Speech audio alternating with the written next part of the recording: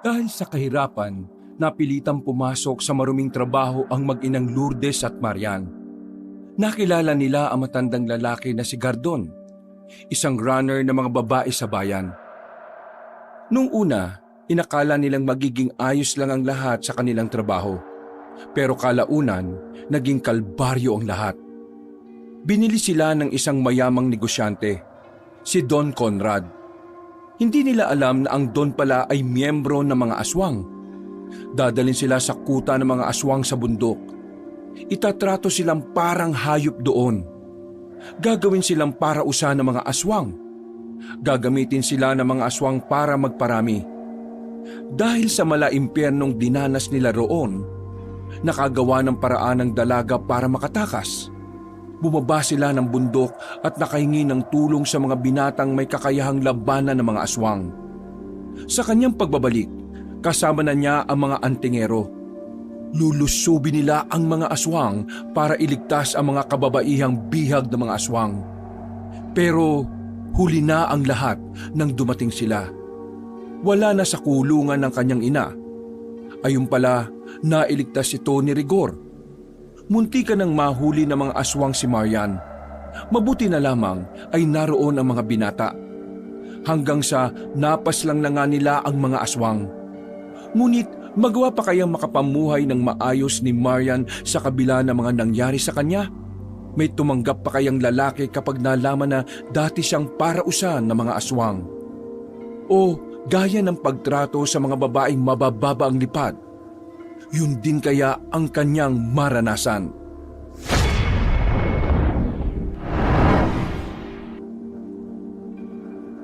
Gaya ng nakasanayan ay matutulog na namang walang laman ng tiyan ng mag-inang Lourdes at Marian. Biruan nga nilang mag-ina minsan sa pagtitiis ng gutom lang sila nagiging veterana. Tubong Visayas ang dalawa. Nagtungo sa Maynila at tumira doon ng 2 taon. Pero bumalik sila ulit sa Bacolod sa pag-aakalang may dadatnan sila. Pero ang bahay na pamanasanan ng ina ni Aling Lourdes, nauna na palang inangkin ng kanyang mga kapatid. Kaya ang ending, nangupahan na lamang sila. Kahit na wala naman silang maayos na pinagkukunan ng pera. Ngayon, sobrang hirap ng buhay nilang mag-ina. Mula nang iwan sila ng lalaking si Pancho, nagkandaletse-letse na ang kanilang buhay. Si Marian tumigil sa pag-aaral para makatulong sa kanyang ina. Kung ano-anong pinasok nitong racket para lang kumita.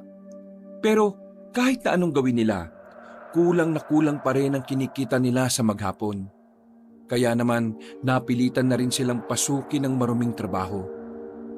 Nagsimula lang ito mula nang malulong ang kanyang ina sa alak at sa kung ano-anong bisyo. Marian, mag-ayos ka mamaya ha. Darating si Mang Gardon, may customer daw. Mama, hanggang kailan ba tayo magiging ganito?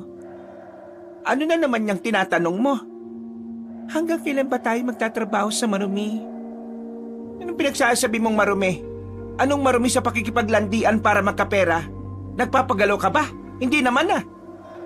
Pero alam natin na pinagbabawal sa atin na magtrabaho sa mga beer house. Nakikipag-table ka lang, tapos minsan tamang pakikipaghalikan. Hanggang ganun lang. Pinapayagan ba kitang galawin nila? Hindi naman ah. Ano bang inaarte mo? Ikaw pong iniisip ko eh. Huwag mo akong intindihin. Matagal na akong warak, kaya wala na sa akin to. Ang mahalaga lang naman sa akin ay magkapera tayo at ang makapag-ipon. Ayoko na sa bahay na ito, no? Mama, ipangako mo sa akin na kapag nakaipon na tayo ng pera, aalis na tayo sa ganitong trabaho. Gusto kong mamuhay ng tahimik. Yung hindi tayo pandidirian ng tao dahil sa trabaho natin. Yung hindi na tayo pag-uusapan sa lugar na pupuntahan natin. Yung payapang buhay. Mangako ka sa akin, Ma. Please. Oo na, pinapangako ko. Ito naman, laging ang drama eh. Siyempre, tumatanda na rin tayo eh. Ayoko makasanayan natin na maging normal na lang sa atin ang ganitong gawain. Anong tumatandang pinagsasabi mo? 35 pa lang ako.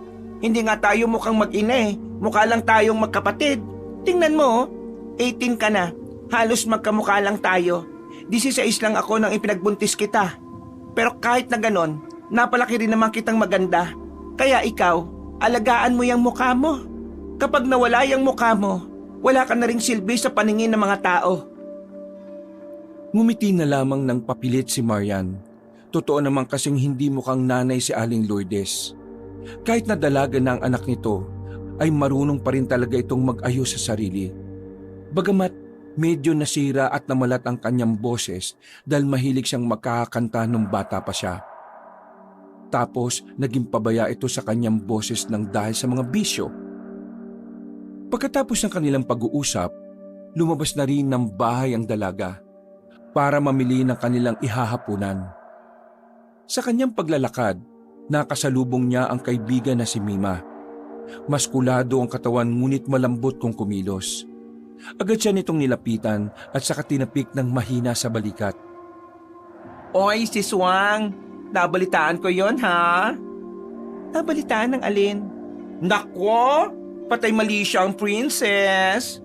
Ang alin nga? Kunwari pa ite? Yung ano, type ka raw ni Jepoy ha? Ha? Sinong Jepoy? Hindi mo kilala si Jepoy? Yung poging tindero ng karne dyan sa palengke. Yung anak ng kapitan natin. Hindi ko naman siya kilala eh.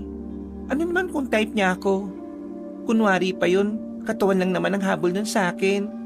Ay, grabe hang sa pagiging judgmental ang bruha. Totoo naman eh. Wala nang kumalat sa baryo natin ang tungkol sa trabaho namin ni Mama. Wala naman ako naramdaman na lalaking seryoso at sincere sa akin. Lahat, laging laway na laway makuha ang katawan ko.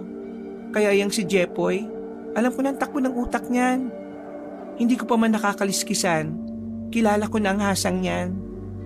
Naku naman, hindi pa nga nag-start, end of the story kaagad ang peg ninyo ni Jepoy. What if, try mo lang. Di ba talaga Carrie? Ayoko. Wala akong oras sa ganyan. At saka pala, bakit mo ba ako pinipilit na patusin si Jepoy? Para malaman ko kung talagang bet or pass. Ngayong pass ka na pala sa boylet, di, masusolo ko na siya. Naku, buwan ka talaga kahit na kailan. Tumigil ka na nga. Saan ang gora mo? Malamang bibili ako ng panghapunan namin. Magluluto ako. Gora with me? Want more? Bahala ka. Okay, it's a yes. Kumapit pa ang Becky na si Mima sa maliit at malambot na braso ni Marian. Pagkarating nila ng palengke, agad nilang tinungo ang mga nagtitinda ng karne. Mabilis naman silang nakabili dahil kakaunti lang naman ang tao noong mga sandaling yon. Pagkatapos, nagpaalam na rin sa kanya si Mima. Box! Bukas na lang ulit ha, babush! Sige na, bye-bye na. Kumikending-kending pa ang Becky nang maglakad na ito palayo. Bumuntong hininga na lamang si Marian. Lihim siyang naiinggit sa kaibigan niya. Hiniling na lang niya bigla na sana, pareho na lang din sila ng buhay ni Mima. Si Mima kasi, maayos ang pamilya at walang problema sa pera. Hindi naman sobrang yaman ang pamilya ng Becky pero masasabi ni Marian na nakakaluwag-luwag yon. Ito talagang baklang to, ang kulit. Ay nako, makauwi na nga lang sa amin. Naging maayos naman ang gabing yon para kay Marian. Kahit na medyo hindi pa rin komportable sa trabaho, masasabi niyang kahit papaano nagagawa na rin niyang tiisin ng tingin sa kanya ng mga customer. Pagkatapos silang magapunan ni Aling Lourdes, nagbihis na rin ang mag-ina. Isang kulay pulang sasakyan ang tumigil sa harapan ng kanilang bahay. Pagbaba ng salamin ng kotse, nakita nila ang matandang lalaki sa loob. Hindi pa naman ito sobrang tanda. Malakas-lakas pa. Pero medyo namumuti na ang buhok nito. Lourdes, Marian, alin na kayo? Naghihintay na sa inyo yung pinakabago ninyong customer. Agad na sumakay ang mag-ina sa loob. Umupo sila sa bandang likuran kung saan nakaupo rin ang matandang lalaki. Pumagit na ito sa kanila. Agad namang pumatong ang magaspang nitong kamay sa hita nilang dalawa. Oh, kamay mo. Baka nakakalimutan mong hindi ka namin customer. Manager ka namin. Masama bang hawakan ng mga pagmamay-ari ko? Hoy, tumigil ka nga, Mang Gardon. Hindi mo kami pag-aari, no? Nagtatrabaho kami sa'yo at hindi kami laruan na basta-basta mo lang hahawakan. Oo na. Pag si Lourdes masyadong mainit. Kaya lalo kang nagiging hot eh. Berto, andarin mo na itong kotse. Para ka rin tatanga-tanga dyan na nakatunganga ka pa eh. Hindi ka papatulan nitong si Marian, no? Asa ka pa dyan. Nagsimula ng umandar ang sasakyan. Habang nasa biyahe, hindi pa rin talaga matahimik ang bibig ni Mang Gardon. Hindi nito maiwasang magsalita patungkol sa kagandahan ng mag-ina. Alam niyo ba tong customer natin? Hindi ko pa kayo nire-recommende, kayo na ang pinili. Aba, malamang, ang kaganda niyo kaya. Lalo na itong si Marian. Parang batang version na ikaw, Lourdes eh. Sus, ayan ka na naman sa kakabola mo. Alam mo, mabuti pa humanap ka na rin ng magiging syota mo. Para naman may kumakamot dyan sa kati mo, Mang Gardon. Syota pa eh, gastos lang yan. Wala naman akong makitang maganda. Lahat puro mukhang aswang. Maliban lang sa inyong mag-ina, ha? Hindi kita type, no? Mas lalong hindi ka rin type nitong si Marian. Tahimik lang naman si Marian habang nag-uusap ang kanyang ina at ang manager nila. Hindi niya magawang makisabat. Hindi naman sa ayaw niyang kausap si Mang Gardon. Sadyang hindi lang talaga siya palasalita kapag sa ibang tao, lalo na sa mga lalaki. Makalipas lang ang ilang sandali, nakarating na rin sila sa beer house. Marami na agad ilaw sa loob na iba-iba ang kulay. Kahit ilang beses nang nakarating si Marian dito, nahihilo pa rin siya sa mga hindi mapakaling ilaw. Sumama na muna kayo sa VIP room. Hindi muna kayo pwede rito sa labas dahil baka may ibang makakursunada sa inyo. Hali kayo, dali! Habang sumusunod sila sa matandang si Mang Gardon, sandaling tumigil si Marian dahil inayos niya ang pagkakasintas ng kanyang sapatos. Nauna ang kanyang ina at ang kanilang manager. Matapos niyang ayusin ang kanyang sintas ay nakabungguan naman niya ang isang lalaki. Matangkad at matipuno ang katawan. Pagtingin niya sa mukha nito ay maputla. Parang hindi ito nasisikatan ng araw sa sobra ding puti. Pasensya na, hindi kita nakita. Tumingin sa kanya ng seryosong lalaki. Akala tuloy ni Marian ay nagalit ito sa kanya. Pero napanatag ang kanyang kalooban nang marinig niya itong nagsalita. Ayos lang. Hindi mo naman sinasadya eh. Pasensya na talaga. Sige na, mauna na ako. Kahit papalayo pa siya, nararamdaman pa rin niya na parang nakatingin pa rin sa kanya ang lalaki. Hindi lamang niya yun iniintindi at itinuon na lamang ang atensyon sa trabaho. Makalipas lang ang ilang sandali, dumating na rin ang sinasabi ni Mang Gardon na galanting customer. Ayan na si Don Conrad. Tako, kayo ha? Gagalingan nyo para bumalik-balik dito yan ha? O ikaw Lourdes, ikaw na bahala sa kama. Ikaw naman ang nakatoka doon eh. Ikaw naman Marian, landiin mo lang ng landiin para lalong maudyokan. Nako, tungtuan na naman itong matandang ito kasi makakapera na naman. Sino ba namang hindi matutuwa? Ang sabi ng mga kakilala ko, malaki raw talaga magbigay ng tip itong si Don Conrad. O siya, sige na. Lalabas na ako ha. Susunduin ko lang si Don Conrad. Nagmamadaling makalabas ng VIP room ang matandang lalaki. Maya-maya lang, bumalik na rin ito kasama ang kanyang bigating customer.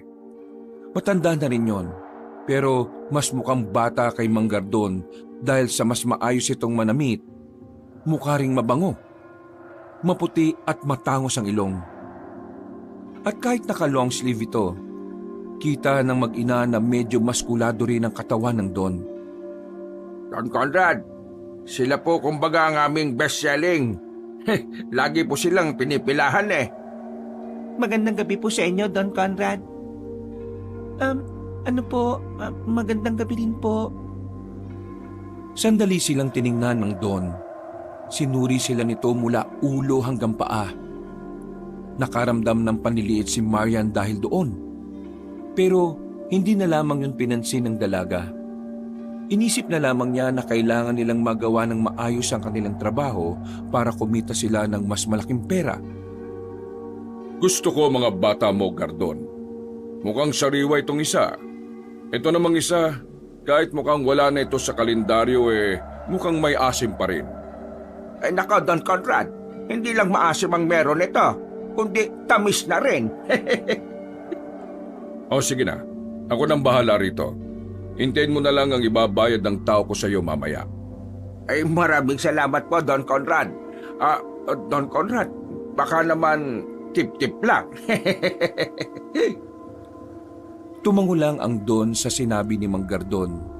Maya-maya pa, agad na ring umalis ang manager nila Marian. Naiwan silang tatlo roon. Nagsimula nang lumapit ang mag-ina nang umupo na sa sofa ang kanilang customer. Pero sa halip na patulan sila ng matandang lalaki, pinatigil na muna sila nito at saka pinaupo sa kabilang sofa. Ikaw, anong pangalan mo?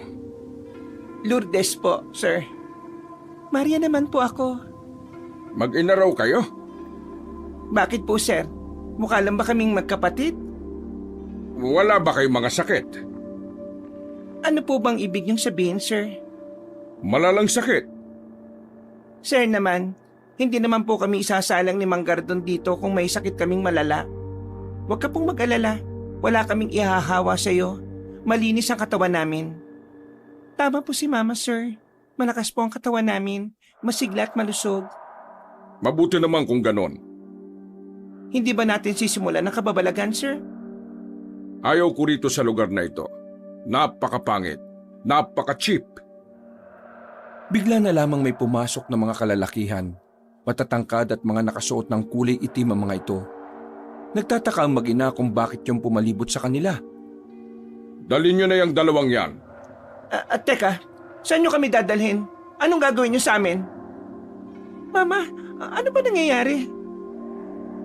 Hindi na sila sinagot ni Don Conrad. Kahit na anong gawin nilang pagpalag ay wala na rin silang magawa. Masyado malalakas sa mga lalaki. Paglabas nila ng VIP room, kinaladkad sila hanggang sa paradahan ng mga sasakyan. Nakita pa sila ni Mang Gardon doon kaya agad itong lumapit sa kanila. Don Conrad, saan nyo dadalhin ng mga bata ko? Teka, oy! Biglang sinapak ng isang lalaki si Mang Gardon. Mahilo-hilong hinabol nito ang sinasakyan nila pero wala nang nagawa pa ang kanilang manager. Kung ano man ang kailangan nyo, huwag nyo na pong ituloy. Isusumbong namin kayo sa mga pulis. Pulis? Hindi sila nakikinig sa mga babaeng bayaran na katulad nyo. Basura lang kayo. Pasalamat pa nga kayo't ire-recycle ko kayo. Para kahit na papano mapakinabangan ko kayo. Ano ba kasing gagawin mo sa amin? Pwede mo naman kaming sabihan. Saka mo na lang malalaman kapag naroon na tayo. Sa ngayon, manahimik ka na muna dyan, gaya ng anak mo. At baka uminit pa ang ulo ko. Naintindihan niyo ba ako? May kung anong matalas na bagay ang itinutok sa tagiliran ng Ali, dahilan para tuluyan na talagang itong manahimik. Makalipas pa ang halos 50 minuto, tinakpan na rin ang kanilang ulo ng itim na tela. Ang huling nakita ng mag-ina ay dinala na sila sa tapat ng kagubatan. Wala silang magawa sa mga sandaling ito. Kahit napilit silang sumisigaw ng tulong, tila ba walang nakakarinig sa kanila. Nang subukan nilang pumalag, naramdaman na lamang nila ang mabigat na kamao na tumama sa kanilang sikmura. Pagkatapos noon, nawalan na sila ng malay. Nagising na lamang sila na nasa isang baryo na sila. Malaki ang baryo. Sementado na ang mga bahay pero hindi na naaabot ng modernisasyon. Wala rin kasing kuryente roon. Tanging malalakas at malalaking lampara lang ang ginagamit. Nasaan na kami? Saan nyo kami dinala? Bakit kami nandito? Napamulat na rin si Maria nang marinig na nagagalit ang kanyang ina. Nilibot niya ang kanyang paningin. Napapalibutan sila ng mga lalaking nakaitim. Parang mga robot na wala man lang emosyon ng mga muka. Ay, kayo dyan! Kayo mga lalaki kayo! Anong lugar to? Bakit hindi kayo sumagot? Hindi ba kayo tinuruang magsalita? Mama, tama na. Baka mamaya magalit sila sa atin at saktan nila tayo ulit. Hindi pwede. Hindi pwedeng wala tayong gawin. Kapag hindi tayo nakalis dito, baka mamaya patayin tayo ng mga yan. Anong gagawin natin? Hindi nga natin alam kung saan lugar to eh. Akong bahala. Hindi ako papayag na dito lang tayo mabubulok. Nakatali ang kamay at paa na mag-ina, kaya kahit na anong gawin nila ay puro sigaw lang ang nagagawa ni Lourdes. Hindi sila magawang pakinggan ng mga nagbabantay sa kanila. Nakatingin lang yun ng diretso sa kung saang direksyon. Matapos ang halos 2 oras na paninigaw, dumating na si Don Conrad. Bigla sila nitong sinampal na malakas. Manahimik nga kayong dalawa kung ayaw niyong mapaga ang buhay ninyo! Ano ba kasing kailangan nyo sa amin? Bakit mo kami dinala rito? Sino ba kayo? Hindi kayo sasaktan dito kung umaayos lang kayo ng asal. Sanay naman kayong araw-araw nasasarapan, hindi ba? Dito, araw-araw at gabi-gabi niyong mararamdaman yon. Nakikiusap ako sa inyo. Ibalik niyo na lang po kami sa beer house. Wala po kayong mapapala sa amin. Mga mahihirap lang naman po kami. Tingin nyo, dinukot namin kayo para sa pera? Hindi mahalaga ang pera sa lugar na ito. Ang mahalaga rito ay makapagparami kami. Makapagparami? Anong akala mo sa amin, aso? Sira ulo ka pala eh. Mama, tama na. Pakiusap. Makasaktan ka nila eh. Kunin nyo na ang 2 ito. Dalhin sa karapat-dapat na kulungan nila. Pwersahan na naman silang itinayo ng 2 lalaki. Wala silang magawa sa lakas ng mga ito. Habang naglalakad sila sa hallway, naririnig pa nila ang mga nag-uusap sa likuran nila. Mas lalong kinilabutan si Maria nang marinig niya ang salitang aswang. Sa pagkakarinig niya, matutuwa raw ang mga aswang kapag nakita silang mag-ina. Ayaw sana mag-isip ni Maria ng kung ano-ano, pero habang naroon sila at nasa peligro ang kanilang buhay, hindi niya maiwasang hindi isipin na totoo ang kanyang mga naririnig. Nakarating sila sa isang bahay na may 3 palapag. Malaki-laki ito na parang lumang warehouse. Sa itaas sila inilagay. Dito na nila nalaman na hindi lang pala sila ang nakakulong doon. Meron ding mga tao roon. Karamihan ay babae at puro namamayat na. Nanginig sa takot ang dalagang si Maria nang mapagtantong hindi pala sila ang tanging bihag na naroon. Mas lalo pa siyang nagulantang nang malaman kung ano ang nangyayari doon at kung ano o sino ang mga nakatira sa malaimpyernong baryo na yon. Ayon sa sinabi ng kasama nila sa kulungan, lahat daw ng babaeng nasa gusaling yon ay ginagawang parausan. At ang mas masaklap pa, aswang daw di umano ang mga gumagalaw sa kanila. Yun ay paraan ng mga aswang para maparami ang lahi ng kalahating aswang at kalahating tao. Gumagamit sila ng kababaihan at pinapagalaw sa mga lalaking aswang para magkaroon ng bagong lahi. Mas maganda daw ang prosesong ito kumpara sa pagyanggaw dahil mas malalakas daw ang lahing nabubuo pag nagniig ang aswang at ang tao. Maging si Aling Lourdes ay hindi rin makapaniwala na totoong may ganoong nangyayari. Buong akala niya kasi sa mga palabas niya lang mapapanood ang mga ganon. Mama, anong gagawin natin? Ayaw ko pong ibigay ang pagkababae ko po sa isang aswang. Hindi pa po ko handa, Mama. At ayaw ko po dito. Nakakatakot. Manahimik ka nga. Walang magagawa yung kaya iyak mo eh. Sa halip na makapag-isip ako, nagugulo tuloy ang utak ko sa mga sinasabi mo. Manahimik ka. Para makapag-isip ako ng paraan. Kainis ka naman, oh. Tumigil sa pag-iyak ang dalaga. Humihikbi siyang tiningnan ng mga kasama niya sa kulungan. Kita niya sa mukha ng mga yon ang kawalan ng pag-asa. Pagod na ang itsura ng mga yon. Para bang hinihintay na lang ng mga yon na mamatay sila sa kanilang kinalalagyan. Malabo makalis tayo dito ng ganitong sitwasyon natin. Kailangan natin mapaamo ang amo nila. Tumawa ang isa sa mga nakarinig at sinabing hindi nila magagawa ang pinaplano nila. Masyado raw kasing matigas ang puso ni Don Conrad. Brutal daw ito sa mga taong nagtatangka na tumakas. Kinuwento rin sa kanila ang isang babae na pinalapa na lang sa aswang nung hindi na mapakinabangan. tumigil nga kayo sa mga kinukwento ninyo. Tinatakot nyo lang kami. Tinuwanan lang sila ulit ng mga naroon. Maya-maya lang ay nanahimik na rin ang dalawa. Sa mga pagkakataong ito, nag-iisip na rin si Marian ng paraan kung papaano sila makakalis doon. Makailang ulit siyang sumisilip sa labas. Pilit na pinagkakasya ang ulo sa mga rehas.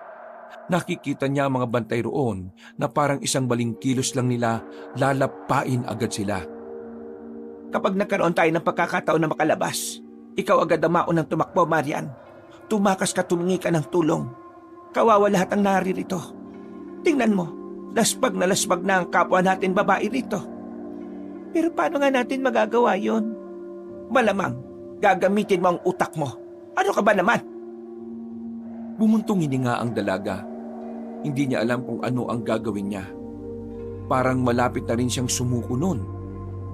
Makalipas ang ilang oras, napansin ni Marian na maliwanag na pala. Inabot na sila ng umaga sa kakaisip ng paraan. Sa mga oras din na yon, biglang may dumating na kalalakihan para kunin sila. Isa sa mga lalaking yon ay pamilyarang mukha kay Marian. Hindi siya pwedeng magkamali. Yun ang lalaking nakabanggaan niya sa beer house. Inilabas sila ng kulungan. Magkahiwalay silang dinala ng kanyang ina. Kasama ni Marian ang lalaki. Dinala siya nito sa loob ng isang silid. Agad na isinarado ang pintuan para walang makarinig sa kanila. Ikaw yung lalaki na kabanggaan ko kagabi sa beer house, di ba? Ikaw nga yun. Teka, aswang ka rin ba kaya narito ka? Bagyang dumistansya ang dalaga nang mapagtanto ang bagay na yon. Tumingin sa kanya ng seryoso ang lalaki. Nasa impyerno ka ngayon. Bubuntisin kayo ng bubuntisin dito para paramihin ng mga aswang. Kung hindi kayo aalis dito, dadanasin niyo ang kalbaryo rito. Teka, hindi ka pa katulad ng mga aswang na nandito. Ibig ba nitong sabihin, mabuti kang aswang? Walang aswang na mabuti. Pero may aswang na kayang baliin ang paniniwala ng kalahi niya. Isa ako ron. Hindi ako pabor sa pagpaparami ng lahi namin. Kaya gusto ko makatakas kayo rito. Ikaw ang napili kong tulungan dahil malakas-lakas ka pa. Karamihan sa mga babaeng naririto hirap nang makatayo dahil ilang beses na silang ginalaw ng mga aswang. Hindi ko naman pwedeng iasa sa mama mo ang gusto kong ipagawa. Sinasabi mo bang tutulungan mo kami makaalis? Oo. Umalis ka rito. Pumunta ka sa baryo ng Sandigan. Hanapin mo si Gabriel o Armando. Ituro mo sa kanila ang lugar na ito. Matutulungan kanilang iligtas ang nanay mo. Pati na rin ang ibang mga nakakulong dito. Bakit mo ito ginagawa? Gaya nga ng sinabi ko, hindi ako pabor sa mga paniniwala ni Papa. Gusto ko mabuhay ng tahimik, hindi ganito. Tatay mo si Don Conrad? Oo, at hindi lang ako ang nag-iisa niyang anak. Marami na rin akong kapatid na sanggol na kalahating aswang at kalahating tao. Paano ako makakalabas dito? Ituro mo sa akin, pakiusap. Bukas ng gabi, aalis si Papa. Ako lang matitirang mamamahala rito. Bukas ng 9:00, pupuntahan kita sa selda mo. Patatakasin kita. Sigurado ka bang hindi tayo mahuhuli sa ginagawa mo? May mga kasabot din ako rito. Kaya nasisiguro kong wala namang magiging problema basta wala rito si Papa. Hindi ko inakala na may mabuti palang aswang. Maraming salamat Huwag ka magpasalamat. Malaking atraso ng mga aswang sa mga tao. Walang-wala pa itong gagawin ko para sa'yo. Sa ngayon, ibabalik kita sa kulungan ninyo. Magkunwari kang may nangyari sa atin, ha? Kapag nalaman ni Papa na ginalaw kita, hindi ka na niya ipapagalaw sa iba. Iisipin niya na nabuntis na kita. Isang beses lang ba ginagalaw ang mga narito? Pero bakit sila parang hupang-hupa? Kapag naanakan na nila ang isang babae, para sa kanila basura na lang yon. Kaya ang gagawin nila, gagawin na lang nilang parausan. Pero mga babae namang hindi nagkakaanak, kunwari baog o kaya menopause na, gagawin na lang din nilang parausan. Nabahala ang dalaga para sa kanyang inang si Lourdes. Hindi pa naman menopause ang ina niya, pero mula kasi nang isilang siya ni Lourdes, tila nagkaroon na rin ito ng problema sa matres. Kaya mula noon, hindi na nagkaroon ng kapatid si Marian. Ito rin ang dahilan kung bakit iniwan sila ng tatay niya. Hindi na nagkakaanak si Lourdes. Paano nila malalaman kung baog o may problema ang isang babae sa pagkakaroon ng anak? Marami silang ginagawang paraan. Madali lang para sa kanila na malaman. Nakikiusap ako sa'yo. Iligtas mo rin ang mama ko. Sige na, mabait na aswang ka naman eh. Hindi pwede. Hindi ako ang may hawak sa kanya, kundi ang ibang opisyal. Kapag nakialam ako, mayayari ako kay Papa. Pasensya na pero sa ngayon, ikaw lang ang talaga kong kayang tulungan. Pagkatapos ng pag-uusap natin na to, guguluhin mo ang sarili mo ha. Kailangan magmukha kang pinagsamantalahan para hindi sila maginala na may sinabi ako sa'yo. O paano? Mauna na ako. Siya nga pala, Rigor ang pangalan ko. Kahit na nag-aalala pa siya para kay Lourdes, sinubukan na lamang din niya na gawin ang sinasabi ng binatang aswang na si Rigor. Sinabog-sabog niya ang kanyang buhok. Pinunit niya rin ang ilang parte ng kanyang damit. Nilagyan niya ng alikabok ang mukha niya para mas kapani-paniwala. Tulala nang lumabas ng silid si Marian. Agad namang siyang inalalayan ng dalawang lalaki kasama si Rigor. Habang naglalakad sila sa pasilyo, sakto namang nakasalubong na nila si Don Conrad. Tumingin-tingin si Don Conrad kay Rigor. Tila inaalam nito kung ano ang nangyari. Bakit nasa labas na tong babaeng ito? Di ba sabi ko, ilalaan natin to sa kaibigan kong gustong magkaanak? Sinong gumalaw rito? Tumaas ang boses ni Don Conrad. Kinakabahan naman si Marian sa mga sandaling ito. Dinadasal na lamang niya na sana hindi makatunog ang Don. Papa, pasensya na ha. Ako ang gumalaw sa kanya eh. Nagkasalubong ang kilay ni Don Conrad. Nagtataka ito sa sinabi ng anak. Ikaw ang gumalaw sa babaeng ito? Tama ba ako nang narinig? Pasensya na talaga, Papa. Hindi ko lang napigilan ng sarili ko eh. Nakita ko na siya kagabi sa beer house. Naroon din ako, bago pa siya dalhin dito. Pinagnanasahan ko na siya ron. Hindi ko inakala na nakuha niyo pala siya. Kaya kanina nang makita ko na siya, kinuha ko na siya kagad para ako makauna. Hindi na ako nakapagpaalam sa iyo dahil sabi ng bantay mo eh, kakatulog mo lang kanina. Pasensya na talaga, Papa. Pero sa halip na magalit ang Don, tumawa pa ito ng malakas. Tinapik-tapik nito si Rigor sa balikat at sandaling yumakap sa anak. Tingnan mo nga naman. Paayaw-ayaw ka pa sa ganitong sistema pero isa ka rin palang manyakis eh.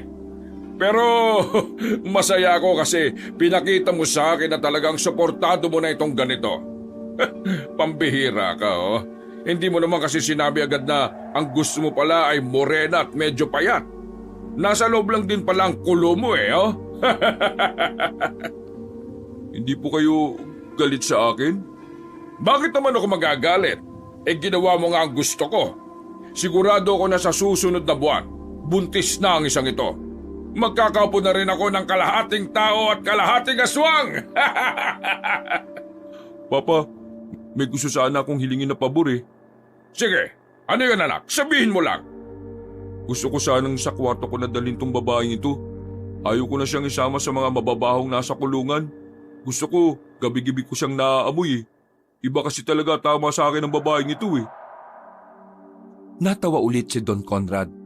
Maging ang mga tauhan nito ay hindi na rin napigilang matawa. Naninibago kasi ang Don sa pagiging mapusok ng binata.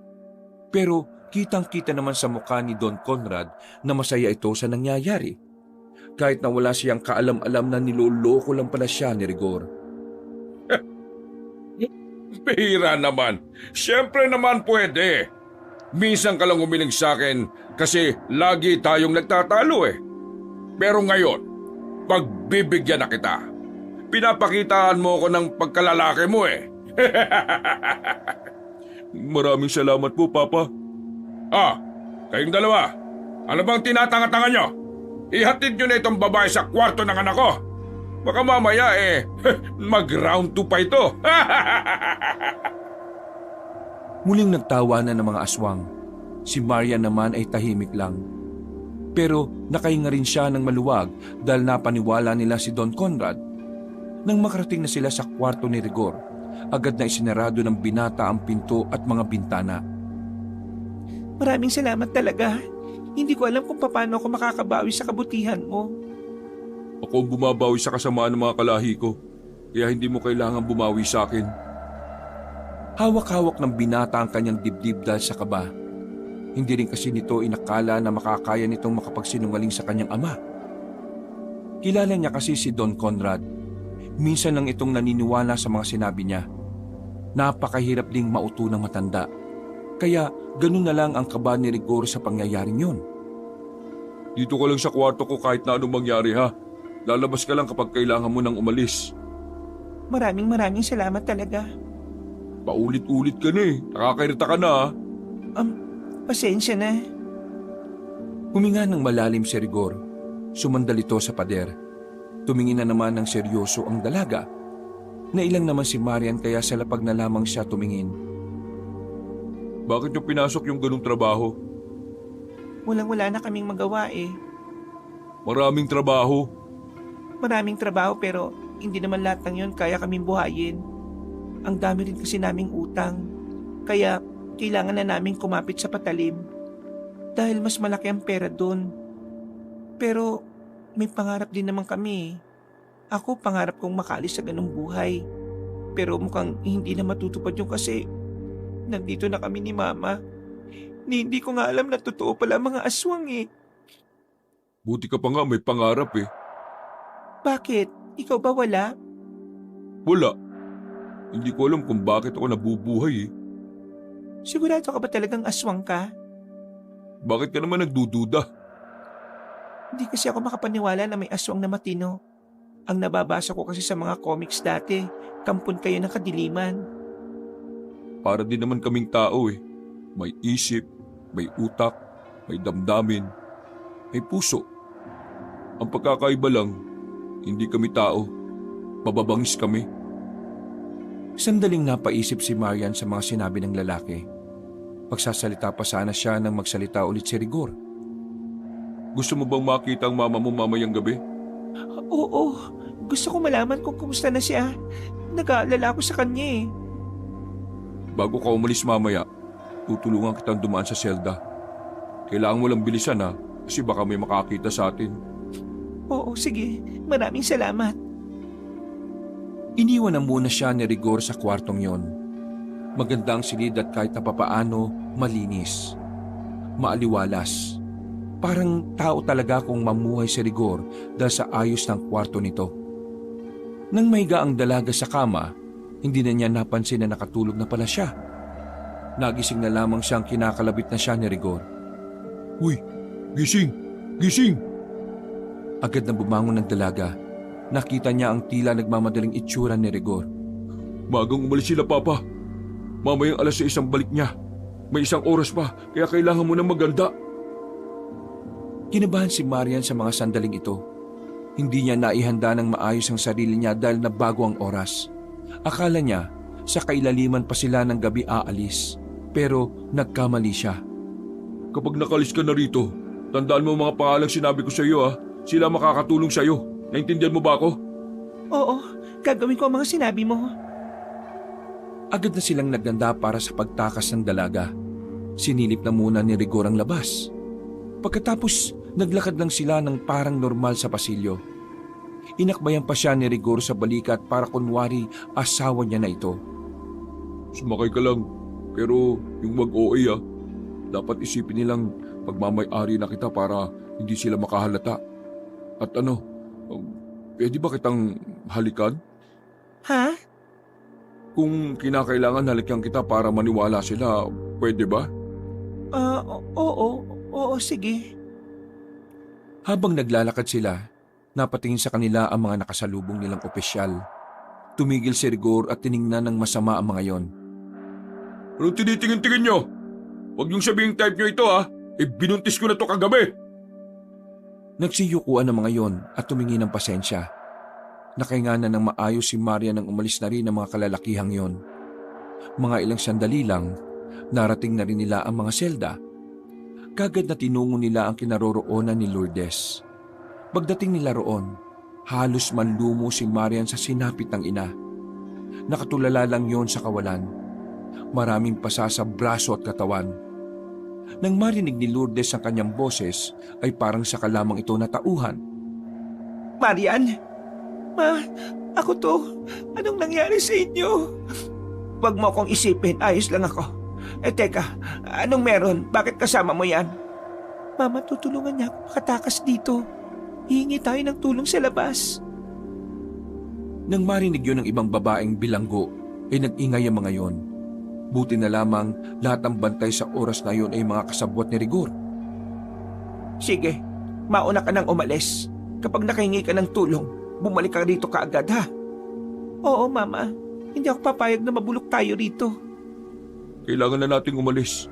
Babalik na maya-maya yung mga bantay na naka-break time lang. Sige na, umalis na kayo. Hoy, ikaw lalaki. Aswang ka rin ba? Patunayan mo na hindi ka gaya rito ng ibang aswang.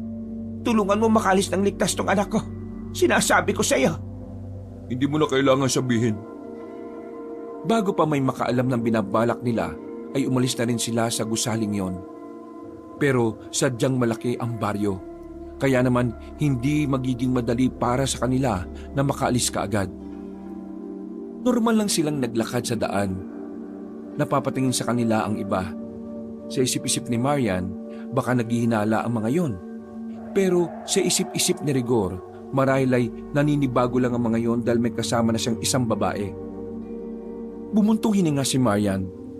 Todo dasal siya na sana makatakas na siya sa malaimpyernong lugar na yon. Lahat ng nakikita mo'y aswang, kaya huwag ka nang titingin sa kanila kung ayaw mong matakot. Baka mawala ka pa sa focus.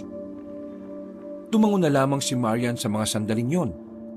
Maya-maya pa, nakarating na rin sila sa kalagitnaan ng kanilang baryo. Sa parting yon, medyo marami na rin ang mga gumagalaw na bantay at opisyal. Hindi pa naman sila pinaghihinalaan nun. Kilala ng lahat si Rigor na anak ng pinuno, kaya malakas ang loob ng binata. Pero nang makita nilang bumalik pala si Don Conrad, dito na nagkandaletse-letse ang lahat. Hindi lang ni Rigor ang dalaga papunta sa madilim na parte. Nagsimula na silang kabahan. Anong gagawin natin? Hindi tayo pwedeng mahuli pareho. Kapag nadamay ako, hindi na kita matutulungan sa susunod. Anong ibig mong sabihin? Ako lang ang sasalo ng lahat? Kapag ikaw lang ang nahuli, iisipin lang nilang nakatakas ka lang sa katangahan ng nagbabantay sa kwarto ko. Pwede natin palabasin na ganun. Tatakot ako baka parusahan ako ni Don Conrad. Huwag ka matakot, hindi mangyayari yun. Alam niyang mabubuntis ka na kaya hindi ka niya sasaktan. Sige na, lumabas ka na. Kunwari tatakas ka. Huminga ng malalim si Marian. Kahit na kinakabahan pa siya, gagawin niya yun dahil wala ng ibang paraan para hindi pagdudahan din si Rigor. Palpak to ngayon, pero marami pang araw. Susubukan natin ulit. Sige na, kaya mo yan. Lumabas si Marian sa kanilang pinagtataguan. Tumakbo siya paalis pero nakita siya agad ng mga kasama ni Don Conrad. Nahawakan siya ng mga yon at iniharap sa Don. Bitiwan niyo siya! Magiging inaya ng magiging apo ko. Huwag niyo siyang sasaktan! Sinunod naman ng mga tauhan nito ang utos. Si Marian naman mahalata sa muka ang labis na takot. Pero pinipilit na lamang niyang kayanin para hindi sila mas mapahamak. Ikaw, babae, bakit ba gusto mong tumakas? Magkakaanak ka na sa anak ko. Magiging asawa mo na si Rigor. Kaya wala ka ng karapatan na lumayo pa sa lugar na ito. Gusto ko nang bumalik sa amin. Ayaw ko na rito. Huwag ka nang matigas ang ulo. Bumalik ka na sa kwarto niyo. Mga ilang sandali lang, dumating na rin si Rigor. Kunwari pa itong hindi alam ang nangyari. Oh, bakit ka tumatakas? Ha? Iiwan mo ako? Tatingin mo, lugi ka pa sa akin, ha? Nagulat si Maria nang magtaas ng boses si Rigor. Pero alam naman niyang nagpapanggap lamang din ito na galit. Kaya naman sinakyan na lamang niya ito. Ayaw ko na. Aanakan mo lang ako ng aanakan eh. Wala kang pakialam. Pag-aari ko na ang katawan mo. Kaya hindi ka pwede magreklamo. Rigor, kumalma ka lang. Hindi mo siya pwedeng saktan. Magiging asawa mo yan at siya ang magdadala ng marami niyong anak. Kaya dapat, maging pasensyoso ka sa kanya. Paano ako magiging pasensyoso kung ganito? Visit naman. Kasi, sino ba kasi nagbabantay rito? Tiningnan ni Rigor ang mga tauhan ng ama niya na iiling-iling lang din. Tinapik-tapik na lamang ni Don Conrad ang likod ng anak.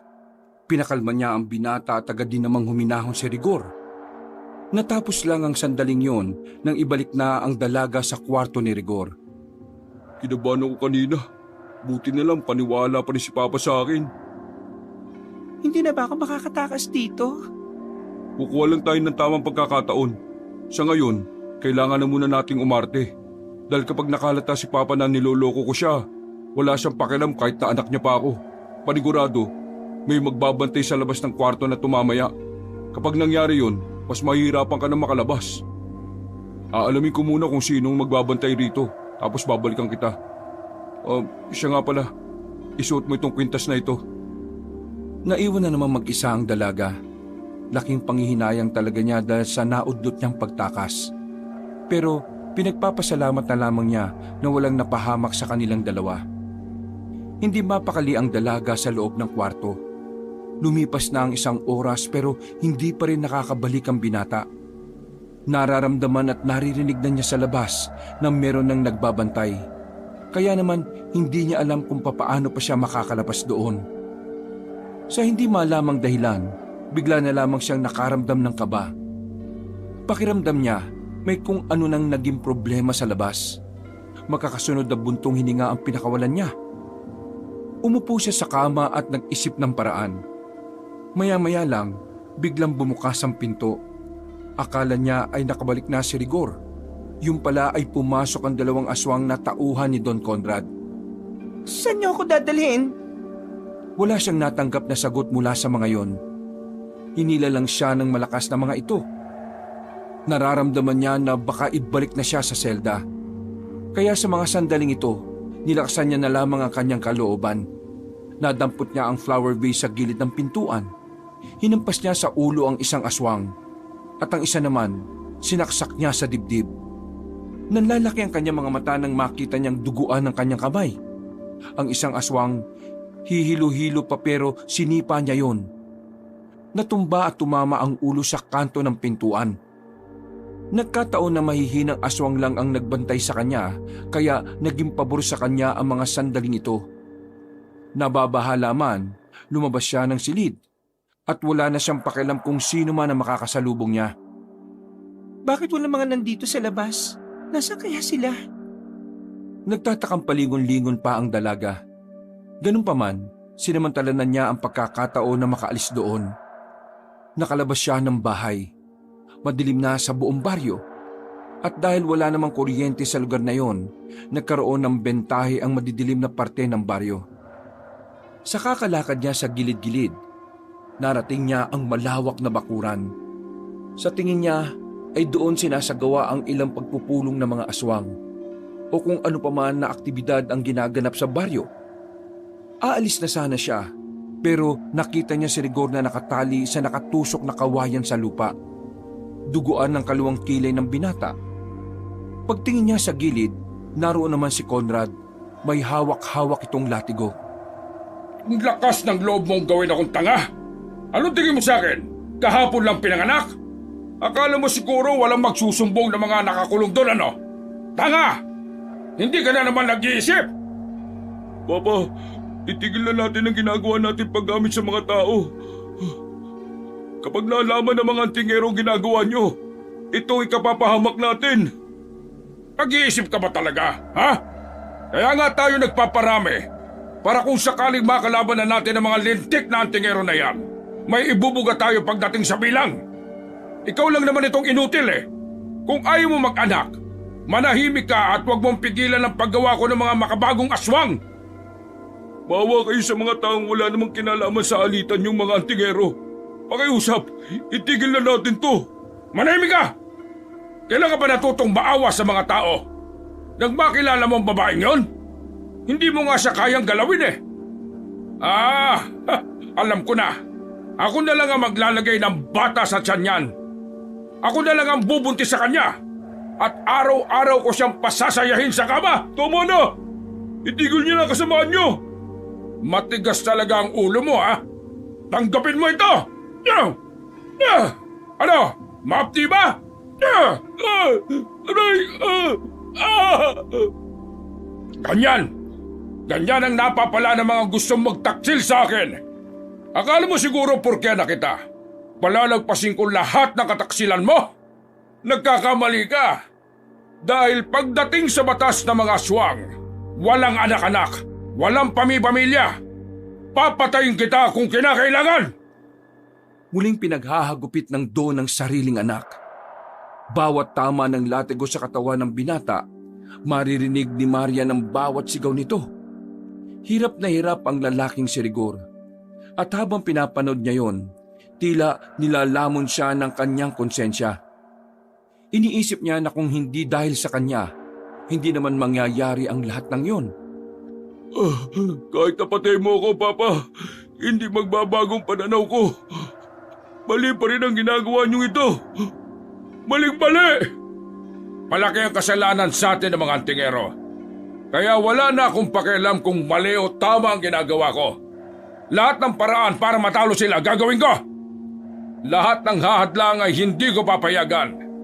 Papatayin ko kahit na sino, kahit nakadugo ko ba? Tunay nga sinabi ni Mama noon, wala na talaga kayong pag-asang magbago. Dapat pala nung may sakit ka, inihana na kita mamatay para hindi ka na At nanunumbat ka ba? Ha? Yan! Sumbatan mo tong latigo na to!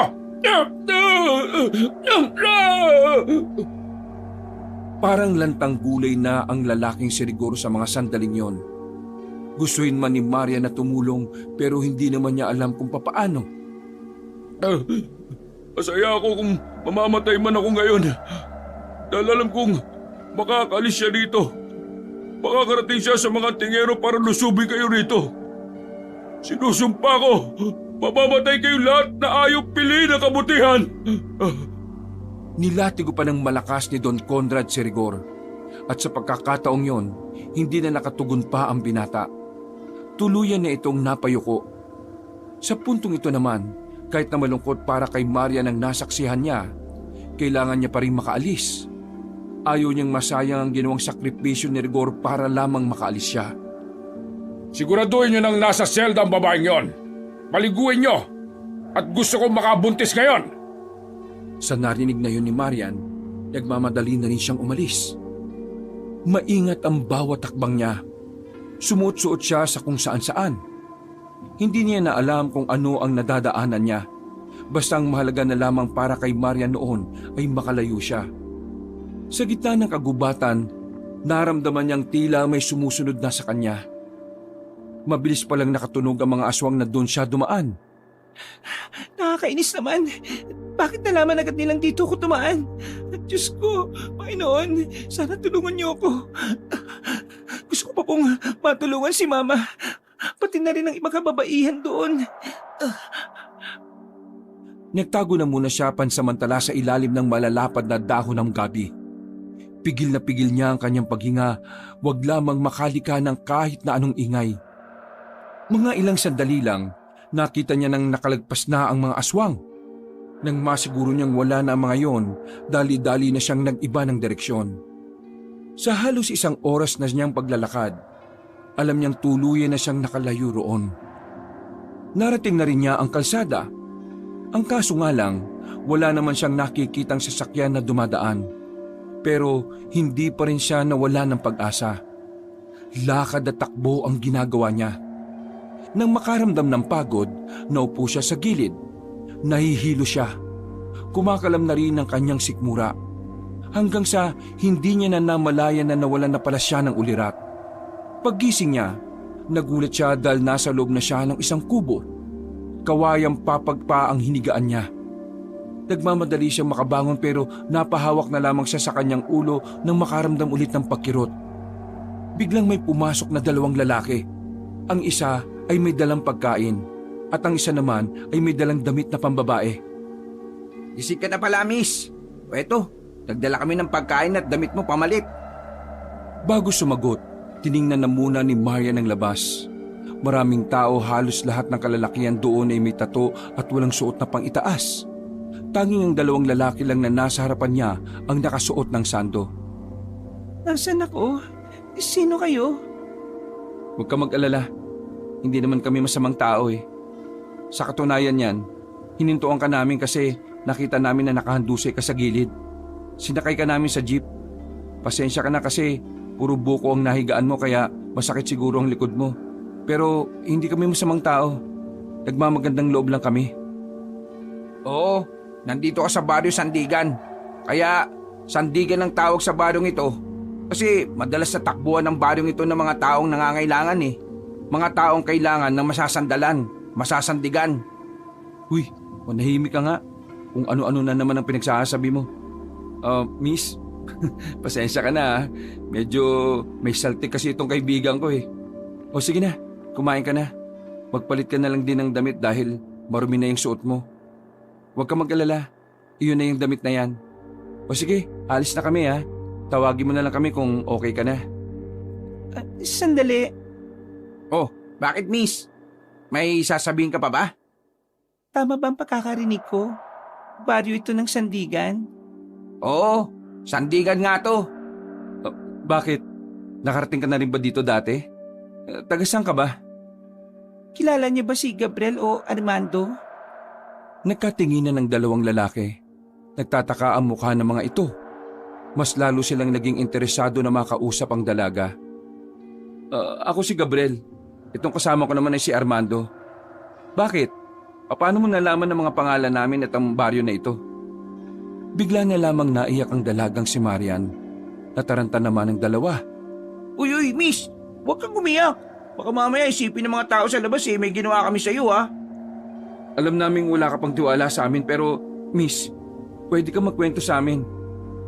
Ang mga aswang, nakatakas ako sa kanila. Sa puntong ito, mas lalong sumeryoso na ang mukha ng magkaibigan. Tila ba may kung anong bagay ang nagpabuhay ng diwa ng dalawang binata?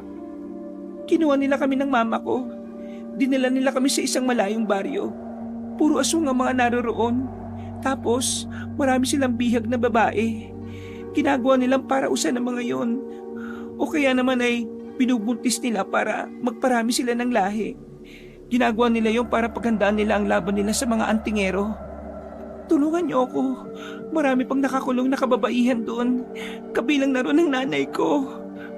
Pero sandali, galing ka sa baryo ng mga aswang? Pero paano ka nakatakas? At paano mo nalaman ang tungkol dito sa baryo namin?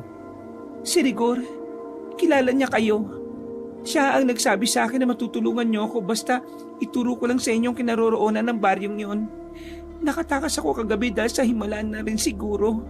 Basta hindi ko na alam ang ginagawa ko eh. Pero si Rigor, pinapahirapan siya ng sarili niyang ama dahil nalaman na tinulungan niya ako makatakas. Pakiusap, tulungan natin si Rigor. Tulungan natin ang mga kababayan doon at ang nanay ko. Gabriel, mukhang totoong sinasabi nitong babaeng to eh. Binanggit niya si Rigor eh. Kung ganun, totoo rin talaga na hindi masamang aswang si Rigor? Miss, natatandaan mo ba ang eksaktong lugar kung saan ang baryo ng mga aswang? Oo, natatandaan ko pa. Hindi ko makakalimutan yon. O di sige, tutulungan ka namin. Pero magpahinga ka na muna rito. Ititipon ko ang mga kasamahan namin at saka tayo pupunta ron. Maraming salamat. Maraming salamat talaga. Hindi ko na alam ang gagawin ko eh. Mababaliw na ako sa kakaisip ng paraan para lang maligtas silang lahat. O sige na, huwag ka na umiyak. Nasa tamang lugar ka. Mga antingero kaming lahat dito. Hindi ka namin nahayaan. Sa ngayon, ipahinga mo muna yan. Ipaubaya mo sa amin ang paggawa ng mga hakbang kung paano tayo makakarating doon. Tumangot-tango na lamang si Marian. Paglabas ng dalawa, kumain na rin siya at pagkatapos ay nagpalit na rin siya ng kanyang suot. Maya-maya, sinubukan niyang lumabas ng silid na yon. Nakita niya ang mga batang naglalaro sa tapat. Masasaya at masisigla. Napangiti siya dahil naalala niya noon na ganun din siya. Bigla niya tuloy na-miss ang kanyang ina. Palagi kasi siyang sinusundo noon ni Lourdes sa tuwing naglalaro siya sa lansangan. Naglakad-lakad siya sa baryo Sandigan. Sobrang layo ng baryong ito sa baryo na tinakasan niya.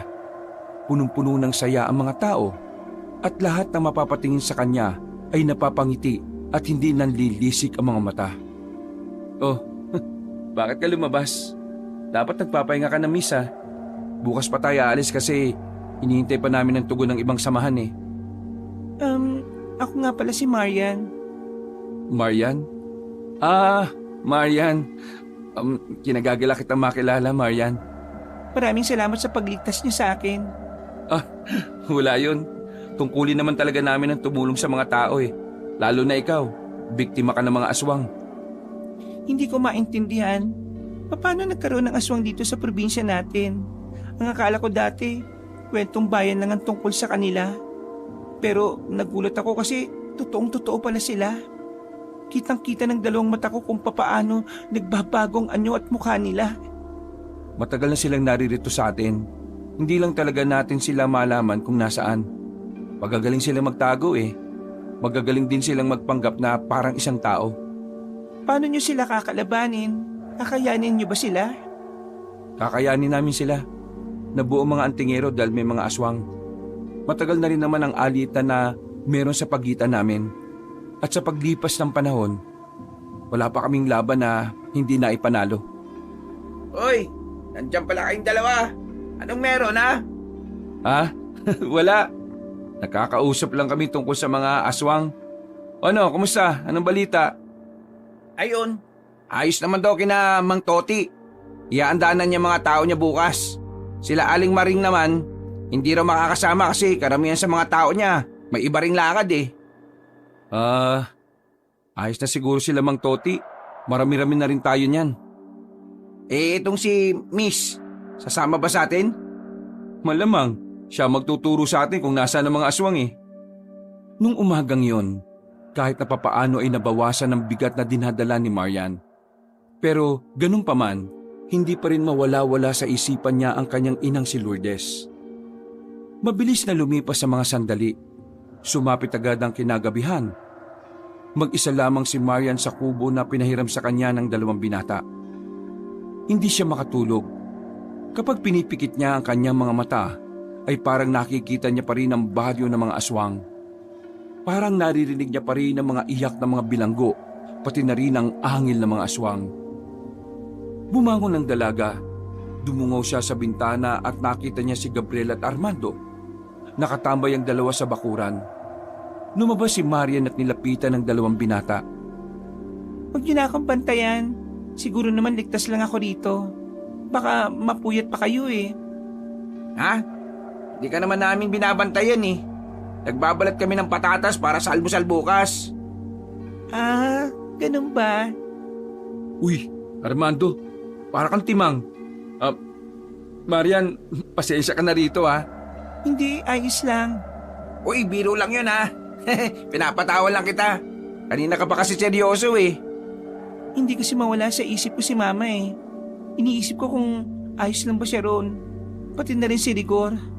Alam ko na sa mga sandaling ito pinapahirapan pa rin siya. Natatakot ako baka mamatay siya kapag hindi na niya kinaya. Dapat hindi mo na muna iniisip yan eh. Mas lalo ka lang hindi makakatulog. Pabuti pa, sama mo na nga lang kami rito na magbalat ng patatas. Umupo ang dalaga sa harapan ng dalawang binata. Tumulong na lamang siya sa ginagawa ng mga ito. At makalipas ang ilang mga minuto, nakaramdam na siya ng antok. Kinabukasan, maaga siyang nagising dahil sa mga naririnig niyang sigawan ng mga tao. Pagdungaw niya sa bintana, sa di kalayuan ay merong nagsasabong. Bagya pa siyang nagulat nang biglang pumasok si Armando sa silid niya.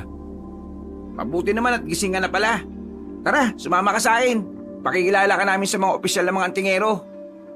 Nagtungo sila sa kakahuyan. Naroon kasi ang mga itinayong tent na parang nagsilbi na ring kuta ng mga antingero. Dito na rin nalaman ni Marian na si Gabriel pala ang pinakamataas na antingero sa buong baryo na yon. Medyo namangha siya dahil para sa kanya masyado pang bata ang binata. Ang pagkakaintindi niya, kapag matandang antingero, yun na ang pinakamalakas. Mga kasama, ito si Marian. Nanggaling siya mismo sa kuta ng mga aswang. Nakatakas siya at nasaksihan niya kung anong ginagawa ng mga aswang laban sa atin. Pinaparami nila ang lahi nila. Sa puntong ito, napatunayan natin na totoong ang pananahimik nila ay hindi natin basta-basta pinagsasawalang bahala. Palihim silang dumudukot ng mga inosenteng tao para makagawa ng mga makabagong uri ng mga aswang. Isa itong malaking banta sa ating samahan. sa mga tao at sa buong probinsya natin. Sa tulong ng babaeng ito, pupuntahan natin ang mga aswang at sisimulan natin silang ubusin. Sabay-sabay namang sumang-ayon ng mga antingero at manunugis. Makikita sa mukha ng mga ito ang pagiging determinadong labanan ang mga aswang. Dahil dito, kahit papaano ay naging kampante ang kalooban ng dalaga. Nang maayos na ang dapat nilang gawin at planchado na ang mga hakbang, pinabalik na muna ni Gabriel ang mga antingero at manunugis sa kani-kanilang bahay. Mahaba-haba pa ang oras bago sila umalis. Nagulat si Marian nang abutan siya ng itak ni Armando. Tumingin pa si Marian kay Gabriel dahil sa pagtataka. Kapag naroon na tayo, hindi ka namin mababantayan sa lahat ng oras. Kaya dapat marunong ka ring humawak niyan. Dapat marunong ka ring lumaban. Talaga? Mababangis ang mga aswang at kadalasan na inuuna nila yung mga taong alam nilang walang kalaban-laban. Sige na, tuturuan kita ng mga basic. Kahit nag-aalangan, nakisama na lamang si Marian. Napagtanto niya rin naman kasi na mas maganda na nga rin na hindi siya umaasa ron at marunong siyang makipaglaban. Pagod na pagod ang dalaga. Dakong 3:00 na nang tumigil na sila sa kakainsayo. Tagaktak ang pawis ni Marian. Hingal na hingal pero kahit na ganito, kahit na papaano ay may natutunan siya. Grabe, ganito ba talaga kahirap maging kayo? Mas mahirap kapag namatay kang walang nagawa. Armando, bibig mo talaga. Magdahan-dahan ka nga. Tama naman si Armando Mas masakit yun. Parang hindi matatahimik ang kaluluwa mo kung ganon. Kaya ngayon, kahit na alam kong malayo pa ako sa katotohanan, gagawin ko makakaya ko para makatulong sa pagliligtas kina mama at sa iba pang bihag ng mga aswang. Hindi nagtagal, dumating na rin ang tamang oras. Sa pagkakataong ito, nagsimula na ring dumagundong ang kaba sa dibdib ng dalagang si Marian. Nakahanda na ang mga kasamahang antingero. Matapos ang sandaling pagpupulong, sumakay na rin sa kanya-kanyang sasakyan ng mga antingero. Pinuntahan nila ang kalsada kung saan nila nakuha si Marian. Nang makarating na sila roon, itinuro naman ng dalaga kung saan-saan siya napadaan. Mabuti na lang ay tandang-tanda niya pa yon. Tumagal sila ng halos 1 oras sa paglalakad. Hanggang sa dumating na nga ang puntong natanong na rin nila ang isang baryo. Ito na ba sinasabi mo, Marian? Oo, ito na nga yun. Hindi ako pwede magkamali. Armando, sa kabila kayo. Dito kami. Isasama ko itong si Marian. Bahala na kayo dyan sa parting yan, ha? Copy, boss. Dala-dala ang kanya-kanyang mga sandata, hindi na sila nag-atubili pang lumapit. Malayo pa lamang sila, nakita na sila ng mga aswang. Kaya naman nagpaulan na rin sila ng maraming palaso. Marami agad ang tinamaan ng mga aswang. Dahil dito, nagsimula ng maalarmang mga yon. Maririnig na rin ang mga hiyawan at angil ng mga nilalang. Ramdam na ramdam nila ang galit ng mga yon. Samantala, mas lalo namang kinabahan ng dalaga. Biglang parang hindi na niya alam ang kanyang gagawin. Nilapitan siya ni Gabriel at tinawakan sa magkabilang pisngi. Marian, huwag kang matakot. Kasama mo kami. Kasama mo ko. Isipin mo na lang na kailangan mong iligtas ang mama mo. Tumango-tango ang dalaga. Sa puntong ito, nagkaroon ng kaunting kaliwanagan ng utak niya. Huminga lang siya ng malalim. Humigpit ang pagkakahawak niya sa itak. Sumabay na siya kay Gabriel sa pag-abante.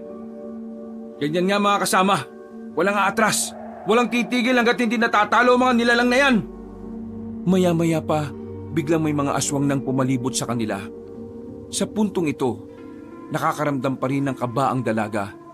Pero buong buo na ang kanyang loob. Focus lang, Marian. Alam kong kakayanin mo rin pumalag. Magtiwala ka lang sa sarili mo. Isipin mo lang kung bakit mo ito ginagawa. Ginagawa ko ito para kay mama. Para sa mga tao. Yan, ganyan nga. Oh, ayan na! May tumalon na isang aswang malapit kay Marian. Sa taranta ng dalaga, nataga niya yun sa muka. Agad na dumistansya ang aswang na yun, nagigewang-gewang na ang lakad. Yan! Ganyan nga, Marian! Nagpatuloy ang labanan hanggang sa unti-unti na silang lumamang. Kahit baryo ng mga aswang yon, walang nagawa ang mga yon dahil sa husay ng mga antingero at manunugis. Marian, ituro mo sa akin kung nasaan ang kulungan, dali! Ayun, ang gusali na yon. Doon nakakulong mga bihag.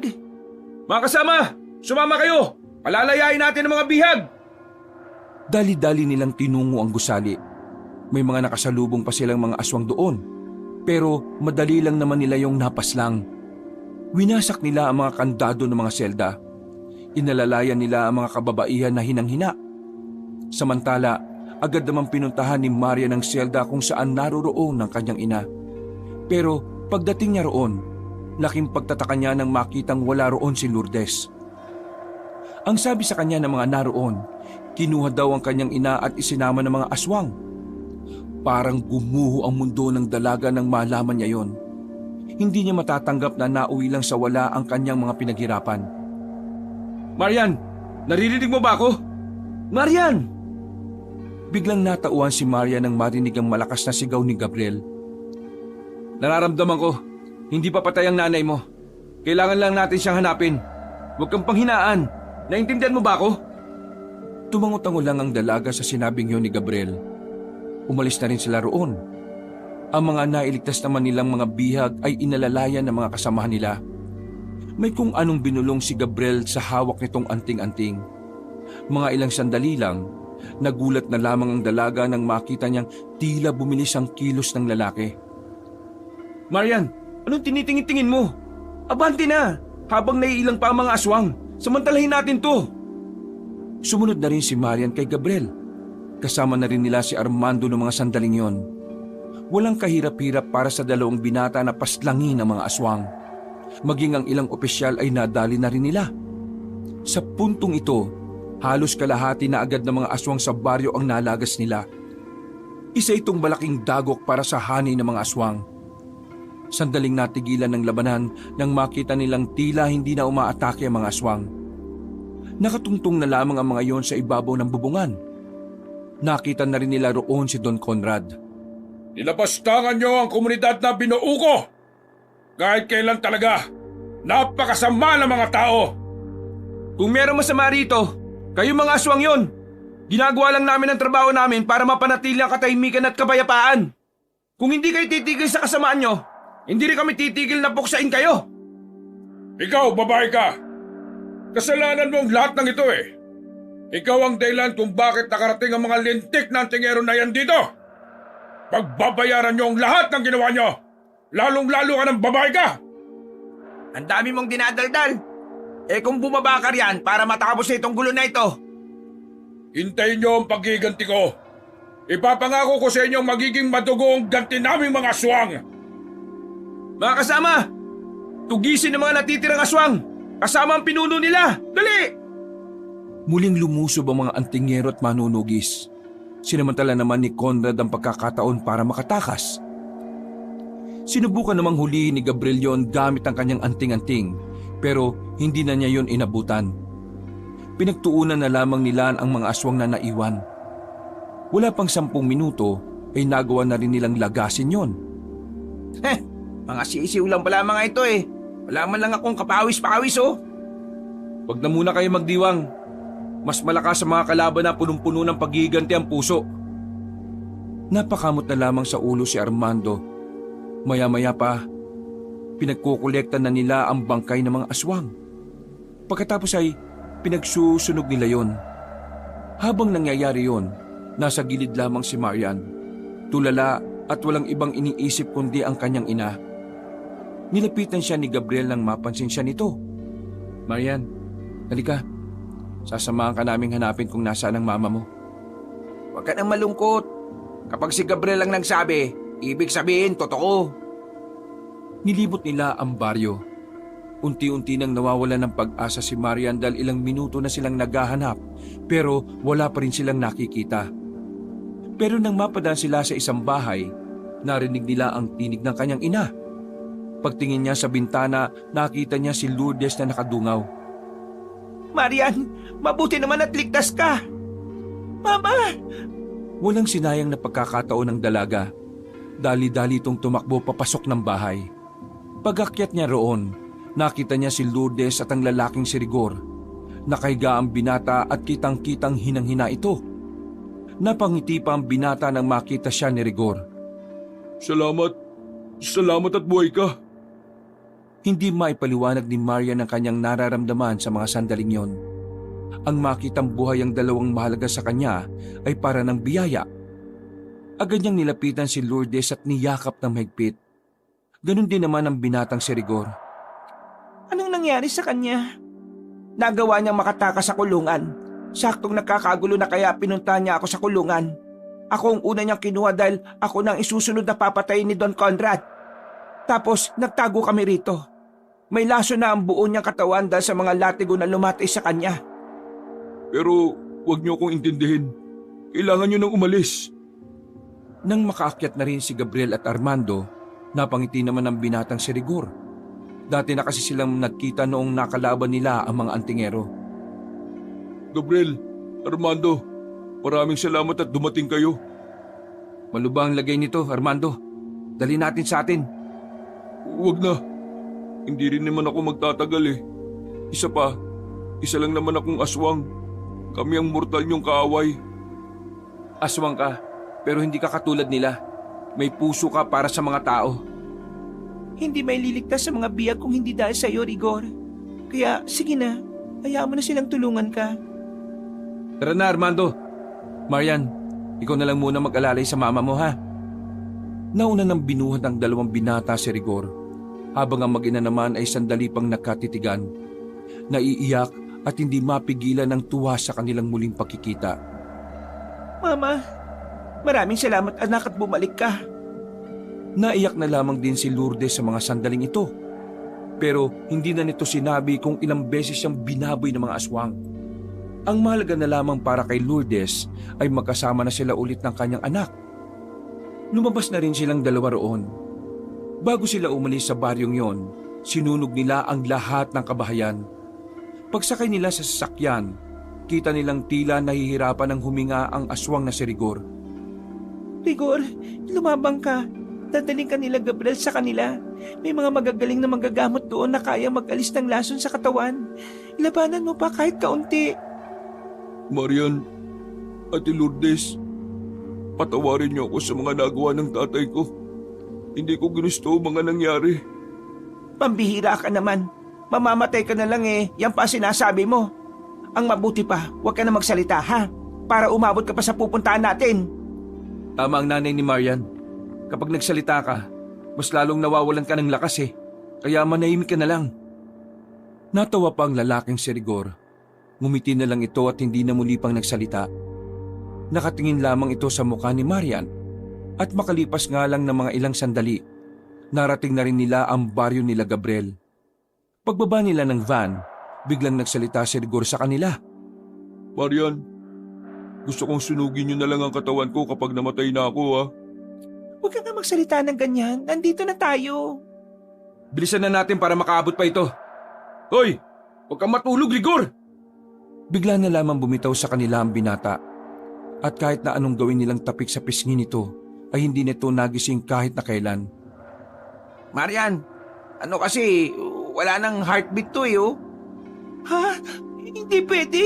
Siya yung nagligtas sa amin, kaya dapat mabuhay siya. Hindi ko pa nasusuklian ang magandang loob na pinakita niya eh. Hindi to pwede. Gawin niyo ang lahat na magagawa niyo. Wala na siya, Marian. Pasensya na. Hindi pwede. Mabubuhay pa siya. Gamutin niyo siya. Kaya niyo pa siyang buhayin. Sige na. Buhayin niyo siya. Di ba may anting-anting kayo? Hindi kami Diyos, Marian. Hindi kami Diyos. Sa sinabing yun ni Gabriel, bigla na lang natigilan si Marian. Nayak na lamang siya sa nangyari. Hindi na rin naman kasi iba sa kanya si Rigor. Kahit na ang tanging samahan lang nila ay ang tungkol sa pagtakas, pakiramdam niya ay si Rigor ang unang taong nagparamdam sa kanya ng tunay na pag-asa. Kaya naman, ganun na lamang ang sakit ng kalooban niya sa pagkabigo ng binata. Marian, may kapangyarihan ng mga anting-anting namin, pero hindi nito sakop ang makabuhay ng tao. May kakayahang manggamot ang anting-anting namin pero hanggang doon na lang yun.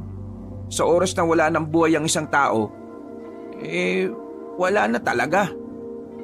Anak, isipin na lang natin na nasa maayos na kalagayan na rin siya. Wala ng sakit, wala ng paghihirap. Namatay siya pero napatunayan niyang hindi lahat ng pinanganak na masama ay mamamatay na masama. Armando, iyan damang pinakamagandang kabaong nangyari sa kahoy. Susundin natin ang huli niyang habilin.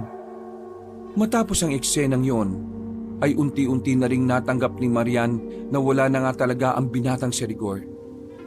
Kahit na nalulungkot pa rin, medyo gumagaan na rin ang kanyang pakiramdam. Nagkaroon ng kaunting padasal bago tuluyang sunugin ang katawan ni Rigor. Yun ang kauna-unahang aswang na nabigyan ng dasal mula sa kabutihan. Bagay na para sa kanila, isang malaking kasaysayan yon sa kanilang lugar. Nang umalis ka, lagi niyang sinasabi sa akin na umalis na tayo sa trabaho natin. Ang sabi niya pa, malinis kang babae, walang kahit na anong dungis sa dangal. Pinapahalagahan niya ang katauhan mo, anak. Mabuting aswang si Rigor. Kung hindi dahil sa kanya, hindi tayo makakaligtas. Sana, kahit na papaano, pagbigyan siya ng Diyos para makapasok sa langit. Nang maabo ng tuluyan ang katawan ni Rigor, inasikaso naman nila ang mga kababaihan na bihag na kanilang napalaya. Pinakain nila ang mga yun at binihisan. Magkakasamang pinagpahinga sa pinakamalaking bahay na naroon. Ate Lourdes, dito na muna kayo ni Marian ha.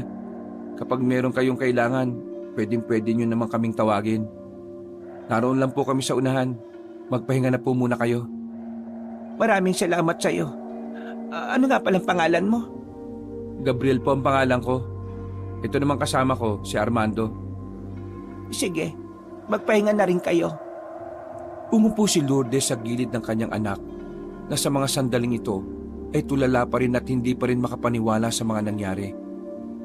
Marian, sa buhay natin, talagang may mga taong, basta tao. May mga taong dumarating sa buhay natin na dadaan lang talaga. Hindi sila magtatagal kung minsan. Sila pa ang nag-iiwan ng aral sa atin. Nakakalungkot kasi sandali lang silang naging parte ng buhay natin. Pero ang mahalaga, matagal silang magiging parte ng puso natin. Sa una, mahihirapan ka talagang tanggapin ang lahat. Pero hayaan mo lang na maramdaman mo kung ano yung dapat mong maramdaman. Ilabas mo lang. Pasasaan ba't hihilom na rin yan? Mama, maraming salamat. Anak, patawarin mo ako. Isa akong ina, pero isinama kita sa ganoong klase ng trabaho. Ako ang dahilan kung bakit din tayo nakuha ng mga aswang. Huwag niyo na pong sisihin ang sarili niyo. Walang ibang may kasalanan ng lahat ng ito kundi si Don Conrad. Basta kapag natapos na ang lahat ng ito, anak, pangako, mas magiging ina ko sa iyo. Maraming salamat, Mama. Alagaan niyo rin pong sarili niyo. Alam ko pong sobrang dami ng pinagdaanan niyo sa kamay ng mga aswang. Ngumiti na lamang si Lourdes. Pero laman ng ngiting yun ng kanyang labis na kalungkutan. Pero ganun pa man, nagyakapan na lamang sila at makalipas lang ng ilang sandali, sabay na rin silang nagpahinga. Kinaumagahan, maaga silang pinuntahan ni Gabriel at Armando. Agad sinabi ng dalawa na kailangan ng umalis na mag-ina sa kanilang baryo. Yun ay para hindi na sila madamay pa sa posibilidad na ang mga aswang naman ang umatake. Pumayag naman sila roon. Naisip din kasi nila una kung naroon pa rin sila, magiging pabigat lamang sila sa mga antingero. Tara na po. Kailangan na po nating umalis at nakahanda na po yung sasakyan. Si Armando makakasama nila ng ilang araw. Ito ang magbabantay sa kanila habang hindi pa natatapos ang laban kontra sa mga aswang. Nung una, tahimik lamang silang nasa biyahe. Si Armando naman ay abala lang sa pagmamaneho. Masyadong nakakabagot ang oras na yun para sa kanila. Kaya binasag na ni Lourdes ang katahimikan. Sigurado ka bang ayos lang si Gabriel na wala ka? Lagi po kami magkasama pero sa ganitong sitwasyon, kailangan namin maghiwalay. Kailangan niyo po kasi talaga ng magbabantay sa inyo eh. Huwag niyo pong isipin si Gabriel. Sobrang galing nun. Ang lakas ng anting-anting nun eh. Dati nga, may nakalaban kaming sobrang daming aswang. Partida, 14 anyos lang kami nun. Eh anong nangyari? Tumakbo kami, ang dami nun eh. Akala ko naman natalo nyo, pambihirang bata to. Wala pa kasi kaming anting-anting nun. Pero ngayon, kakaiba na si Gabriel. Nasaksihan nyo naman kung paano natakot sa kanya si Don Conrad, di ba? Pero ang sabi sa akin ni Rigor noon, huwag nating maliitin si Don Conrad. Malakas din daw ang ama niya. Pero hindi lang nito pinapakita. Naghihintay lang daw siguro ng tamang pagkakataon. Huwag po kayong mag-alala. Habang nabubuhay ang mga antingerong manunugis, hindi ho namin kayo pababayaan. Kayo po ang dahilan kung bakit may pagkakataon na kaming matalo ang mga aswang eh. Mabuti na lang dumating kayo. Isang mahabang katahimikan na naman ang namayani noong mga sandaling yon. Maya-maya pa, nakabalik na rin sila sa kanilang baryo. Sandaling napangiti ang dalagang si Marian. Aminadong na-miss niya ang kanilang lugar, lalo na ang kanilang bahay na hindi pa rin nila nababayaran ng upa. Halika rito, Armando. Pumasok ka muna, tugasan mo ang paa mo. Pasensya ka na kasi maputik talaga rito kapag maulan eh. Hindi rin tuloy nakapasok ang sasakyan mo. Eh, maraming salamat po. Ikaw, Marian, bakit nandiyan ka pa sa bakuran natin? Dito na lang po muna ako, ma. Magpapahangin lang. Panunuorin ng ulan. Nak, ambon pa lang yan. Pero sige, ikaw ang bahala. Pumasok na lang sa loob. Magtitimpla ako ng kape. Bilang tugon ay tumango na lamang ang dalaga. Umupo si Marian sa tapat habang nakatingin sa bakuran nila. Makalipas lamang ang ilang sandali, pumasok na rin siya sa loob. Pasensya ka na, Armando. Ganito lang talaga kaliit ang bahay namin. Ayos lang ba sa'yo yung kwarto? Nako, hindi na po. Mas okay na ako dito sa sala nyo, no? Dito sa papag. Kayo pong dapat nasa kwarto. Magbabantay po kasi ako sa inyo eh. Sigurado ka ba? Yung kutis mo parang pangmayaman eh. Nako naman. Mayaman. Mayaman sa utang. Ayos lang ako dito. Sa baryo nga ho namin minsan sa duyan na lang ako natutulog eh. Nagkaroon pa sila ng sandaling kwentuhan ng mga sandaling yon. Pero maya-maya lang din ay sinubukan na nilang magpahinga. Habang nakahiga, naramdaman ni Maria na bumangon sa higaan ng binatang si Armando. Naintriga ang dalaga kaya lumabas siya ng kwarto. Pagsilip niya sa labas, nakaupo na si Armando sa tapat ng pintuan at hawak-hawak na ang itak na dala nito.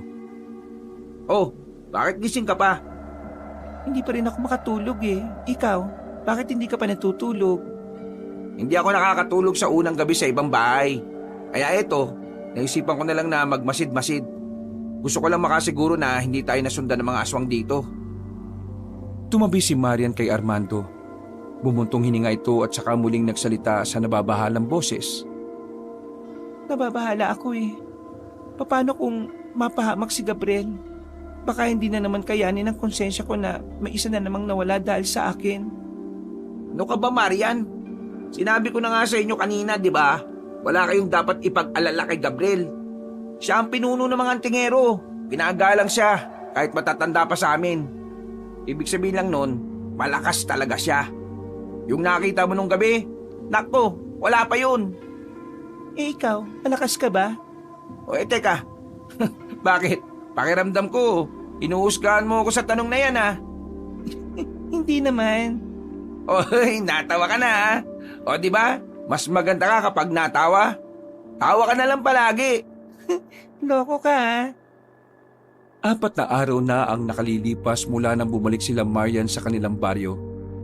Wala silang natatanggap na balita mula kina Gabriel tungkol sa mga aswang. Wala rin naman nagpaparamdam na aswang kina Marian.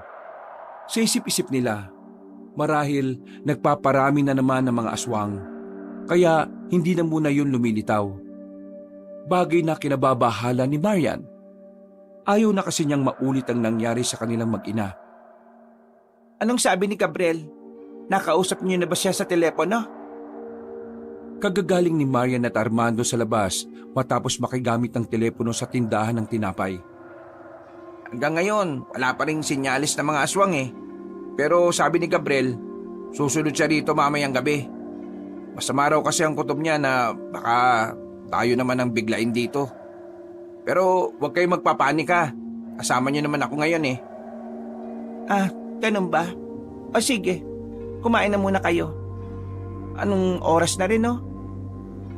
Naghapunan na lamang ang tatlo, pero hindi malasa ni Marian ang kinakain niya, hindi dahil matabang ang timpla nito. Nawawalan siya ng ganang kumain dahil sa kung ano-ano na naman pumapasok sa utak niya. Pagkatapos kumain, sinamahan ni Marian ng lalaking si Armando na magbantay. Hawak-hawak niya ang itak na bigay sa kanya ng binata. Para sa kanya, kailangan na rin niyang maging matapang. Dahil alam din niya na maaring dumating ang sandali na kailangan na niyang tumayo sa sariling mga paa. Kapag inaantok ka na, pwede ka naman ng maunang matulog eh.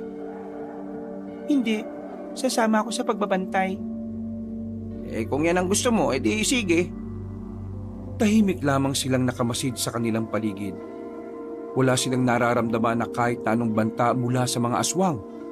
Pero hindi pa rin sila naging kampante.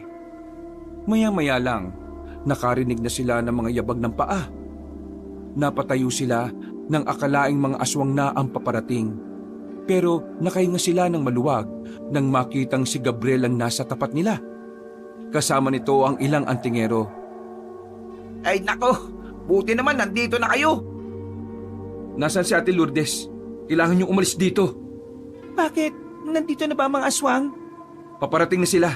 Hinabol namin sila sa kagubatan at ang takbo nila ay papunta rito. Kinabahan na naman si Marian, pero hindi nagaya ng kaba niya noong mga unang araw. Ang kaba niya ngayon ay kaya na niyang gawing tapang. Tapang na siyang magiging isa ring sandata para makatulong sa laban. Agad nilang ginising si Lourdes na katutulog lang din. Sa sobrang taranta, nadala pa nito ang unan sa labas. Dali-dali silang tumakbo patungo sa pinagparadahan ng sasakyan nila. Medyo napabagal pa sila sa pagtakbo dahil sa maputik na daan. Pero nang makarating na sila sa sasakyan, nanlalaki ang kanilang mga mata nang makitang flat na ang gulong nito. Sinuyod nila ng tingin ang buong paligid. Wala naman na silang nakikitang tao na maaaring gumawa nun. Kaya agad na pumasok sa isipan nila ay ang mga aswang ang may kagagawa nito. Hindi na sila nagpatumpik-tumpik pa. Naganda sila ng lugar na maaari nilang pagtaguan. Tumungo sila sa bandang dulo ng baryo na kung saan naroon ang taniman ng mga saging. Makinig kayo, dito na muna tayo hanggat hindi natin sila nakikita. Hindi natin sila basta-basta pwedeng palagan. Ilang araw na hindi sila nagparamdam, kaya nasisiguro ko na merong nagbago sa kanila. Tingin ko nandito na sila eh. Nararamdaman ko na sila. Gagamitin ko ng anting-anting ko para makasigurado. Inilabas ni Gabriel ang kanyang anting-anting at saka bumulong dito. Anting-anting, bigyan mo ako ng kamalayan sa mga kalaban. Pumikit ang lalaki at dumilat din matapos malaman kung nasaan ang mga aswang. Nakapasok na nga sila sa baryo, pero hindi ko maramdaman kung nasaan si Don Conrad. May nagbago sa kanya. Kailangan natin mag-ingat sa aswang na yon. Pinagpatuloy nila ang pagtatago. Tahimik lamang sila sa kanilang kinalalagyan. Muling tiningnan ni Gabriel ang paligid.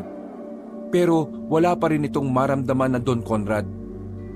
Habang ang mga aswang naman, medyo nag-iba ang direksyon. Sinamantala na nila ang pagkakataon. Kailangan nilang makaalis sa baryong yon. At magagawa lang nila yon kung babalik sila sa bungad. Ang kaso nga lang, masyadong delikado. Kung mananatili naman sila sa dulo ng baryo, baka makita na rin sila doon. Kailangan ko ng opinyon ninyo. Anong mas magandang gawin para makaalis tayo dito? Gusto kong marinig ang naiisip nyo para mas madali tayo makapagdesisyon. Nahihirapan na rin ako mag-isip eh.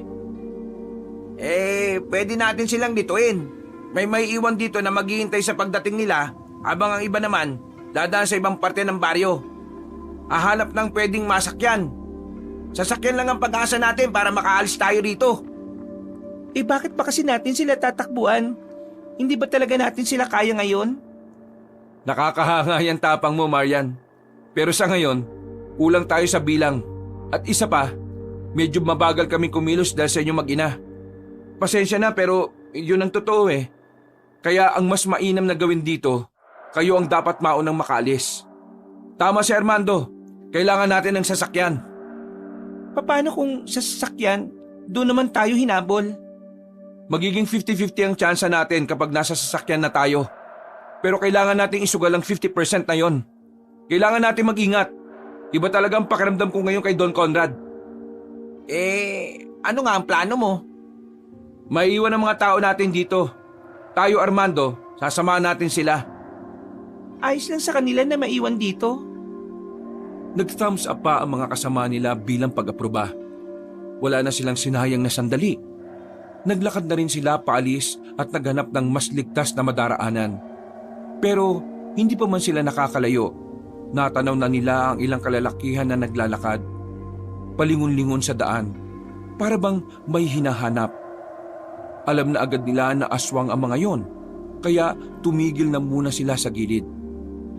Hindi natin sila pwedeng labanan ngayon. Mapupukaw natin ng atensyon ng iba pang aswang. Kapag nagkagulo, madadamay din ang mga residente. Hinintay na muna nilang makalagpas sa mga yon. Nang masiguro nilang nakadaan na ang mga aswang, nagmamadali silang lumabas at saka lumiko sa isang kanto. Pero laking gulat nila dahil may isa pang grupo ng aswang na nakasalubong nila. Napatigil sila at agad na hinawi ni Gabriel ang dalawang babae sa likuran. Handa tayo! Pre, kaya naman nating tapusin to ng hindi gumagawa ng ingay, di ba? Oo naman, oh. Mag-iingat kayo. Pero sa halip na lusubin sila ng aswang, umangil ng malakas sa mga yon na parabang nagbibigay ng hudyat sa iba nilang kasama. Kaya naman dali-dali nang inatake ng dalawang lalaki ang mga yon. Pinagganan na rin nila ang kanilang anting-anting kaya nagkaroon sila ng kakaibang bilis. Wala pang isang minuto, napabagsak na rin nila. Pero ang problema, narinig na rin nilang umangil na rin ang lahat ng kalaban nilang nasa baryo. Tatakbo na sana sila ulit nang biglang dumating ang mga aswang. Nakaharang na yon sa kanilang daraanan. Sa bilang ng mga yon, alam ni Gabriel at Armando na hindi sila uubra. Lalo pat mas kailangan nilang mag-ingat dahil may kasama silang dalawang babae. Si Maria naman, pinagpapawisan na rin ng malamig dahil sa kaba. Pero kahit na ganito, hindi pa rin nawawala ang tapang nito. Maypit lang ang pagkakahawak ni Marian sa itak at alerto nilang binabantayan ng paligid. Takbo na muna! Takbo! Bumalik sila sa dinaanan nila. Nagulat sila nang biglang may itim na van na huminto sa kanilang harapan. Nakita nila sa loob ang kaibigang Becky ni Marian na si Mima. Nako! Corona Ditay! Enter na! Aba, mamaya na mag-wonder-wonder! Enter na! Mabilis silang nakapasok sa van bago pa sila maabutan ng mga aswang. Pinaharurot ni Mima ang sasakyan hanggang sa tuluyan na nga nilang naiwanan ang mga humahabol sa kanila. Gagakabuti na lang dumating ka. Kaninong sasakyan to? Ay wow! Interview while in danger, sis! Kaloka ka ha? Sa pudra ko to. Wala na sila. Hindi na nila tayo nasundan. Gosh, sis! What happened ba talaga? Ba't may mga aswangit na? Ilang araw ka na walay dite tapos ngayon, adventure lang ang peg? Wala na akong oras para magkwento. Sa ngayon, ilayo mo muna kami. Kailangan namin makalayo rito. Gora! Hold ng malala ha! Lilipat tayo together! Mas dinoble ni Mima ang bilis ng sasakyan. Madali silang nakalabas ng kanilang baryo. Nang masiguro nilang hindi na sila nasusundan ng mga aswang, ay naging kalmado na rin ang kanilang takbo. Marian, Ate Lourdes, mas magandang sumama na kayo sa kanya. Umalis na muna kayo rito sa probinsya natin. Babalikan lang namin ang mga kasama namin. Diyos ko, ano bang iniisip nyo ha? Kailangan nyo muna makarating sa ligtas na lugar. Saka lang kami mapapanatag. Sige na, pwede dali mo itong mag-ina kung saan ligtas, kung sino ka man. Ay bongga, maging sino ka man ng peg. Di go! Gusto kong sumama sa inyo. Ano? Marian naman, alam mo naman kung gaano kadelikado. Pero gusto kong makatulong. Gusto ko makatulong para makuha ang hustisya na para kay Rigor. Anak naman, ano ba? Ma, hayaan mo na ako. Hindi magiging kumpleto ang pagkatao ko hanggat wala akong nagagawa. Ayaw kong iasa lahat sa kanila ang panalo na gusto natin. Gusto kong may gawin din. Sawa na akong maramdaman na lagi na lang may napapahamak dahil sa akin, tapos wala man lang akong magawa. Anong ambag mo, gaga ka? Tsura mo, ha? Po ang loob ko. At kahit kakaunti lang ang alam ko sa pakikipaglaban, lalaban ako. Marian, hindi itong tamang panahon para subukin ang kakayahan mo na kailan mo lang natutunan. Kailan ko susubukan? Kapag wala na kayo? Kapag wala na rin akong magagawa? Napailing na lamang si Gabriel sa mga sandaling yon. Tumingin ito kay Armando. Tumango na lamang din ito sa kanya. Sa huli, wala na rin silang nagawa. Kahit si Lourdes na ina ng dalaga, pinayagan na lang niya ito kahit sa sobra-sobra nitong pag-aalala. O sige, papayag kami sumama ka. Pero itong tatandaan mo ayaw na ayaw ko na gagawa ka ng sarili mong desisyon. Hihintayin niyo palagi ang command ko. Nakakaintindihan ba tayo? Bumaba na rin ang van ng tatlo. Isang maigpit na yakap na lamang ang ginawa ni Marian sa kanyang ina bago bumaba. Mama, gagawin ko ang lahat para mabigyan din ng hustisya ang ginawa ng mga aswang sa'yo. Pagkatapos ng pagpapaalam ay umalis na rin ang sasakyan. Sa loob lang ng 10 minutong paghihintay, may napadaang truck na siya namang pumayag na makisabay sila. Bumaba sila sa mismong tapat ng baryo nila Marian. Tahimik pa rin ang buong lugar, pero mababakas na naroon pa rin ang mga aswang dahil na rin sa diwa ng anting-anting. Maganda kayo. Nandito si Don Conrad. Nararamdaman ko. Papasok na sana sila sa loob ng baryo nang biglang nagsilabasan ng mga aswang mula sa bukana ng baryo. Tumigil silang tatlo, hanggang sa tuluyan na nga silang napaligiran ng mga ito. Dinukot na ni Gabriel ang kanyang patalim. Espada ang hawak nito. Pumorma si Gabriel at saka pumikit sandali. Hinagupit nito ng malakas ang espada sa hangin. Sa lakas ng impact, nagtalsika ng mga aswang. Sinamantala na nila ang pagkakataong yon para pagtatagain ng mga kalaban nila.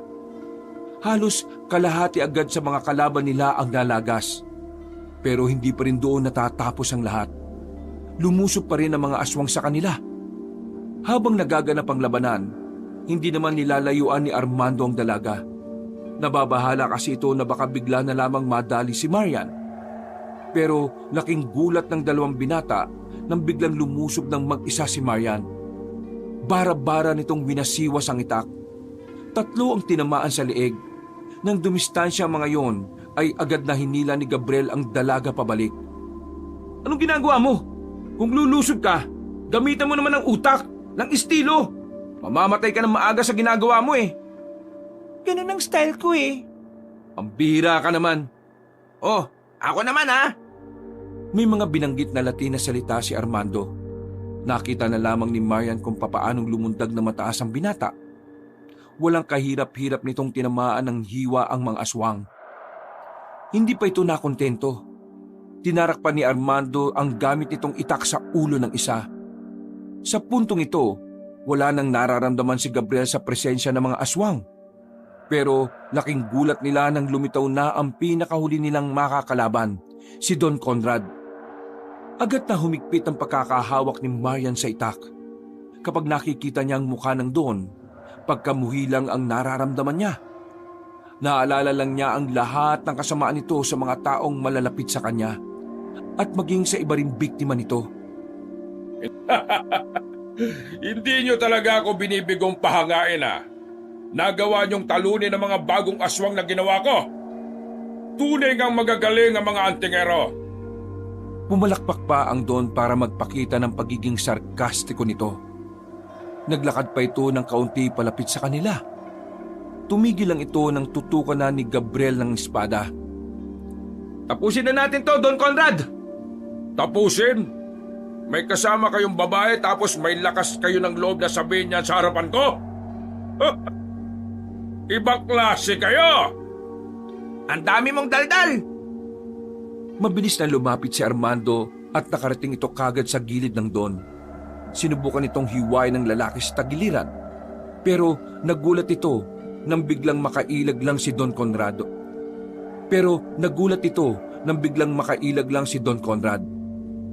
Muntikan siya nitong madakma sa kwelyo pero buti na lang mabilis din si Armando na makailag. Dahil dito, napagtanto ng binata na hindi na nga talaga pangkaraniwan ang Don.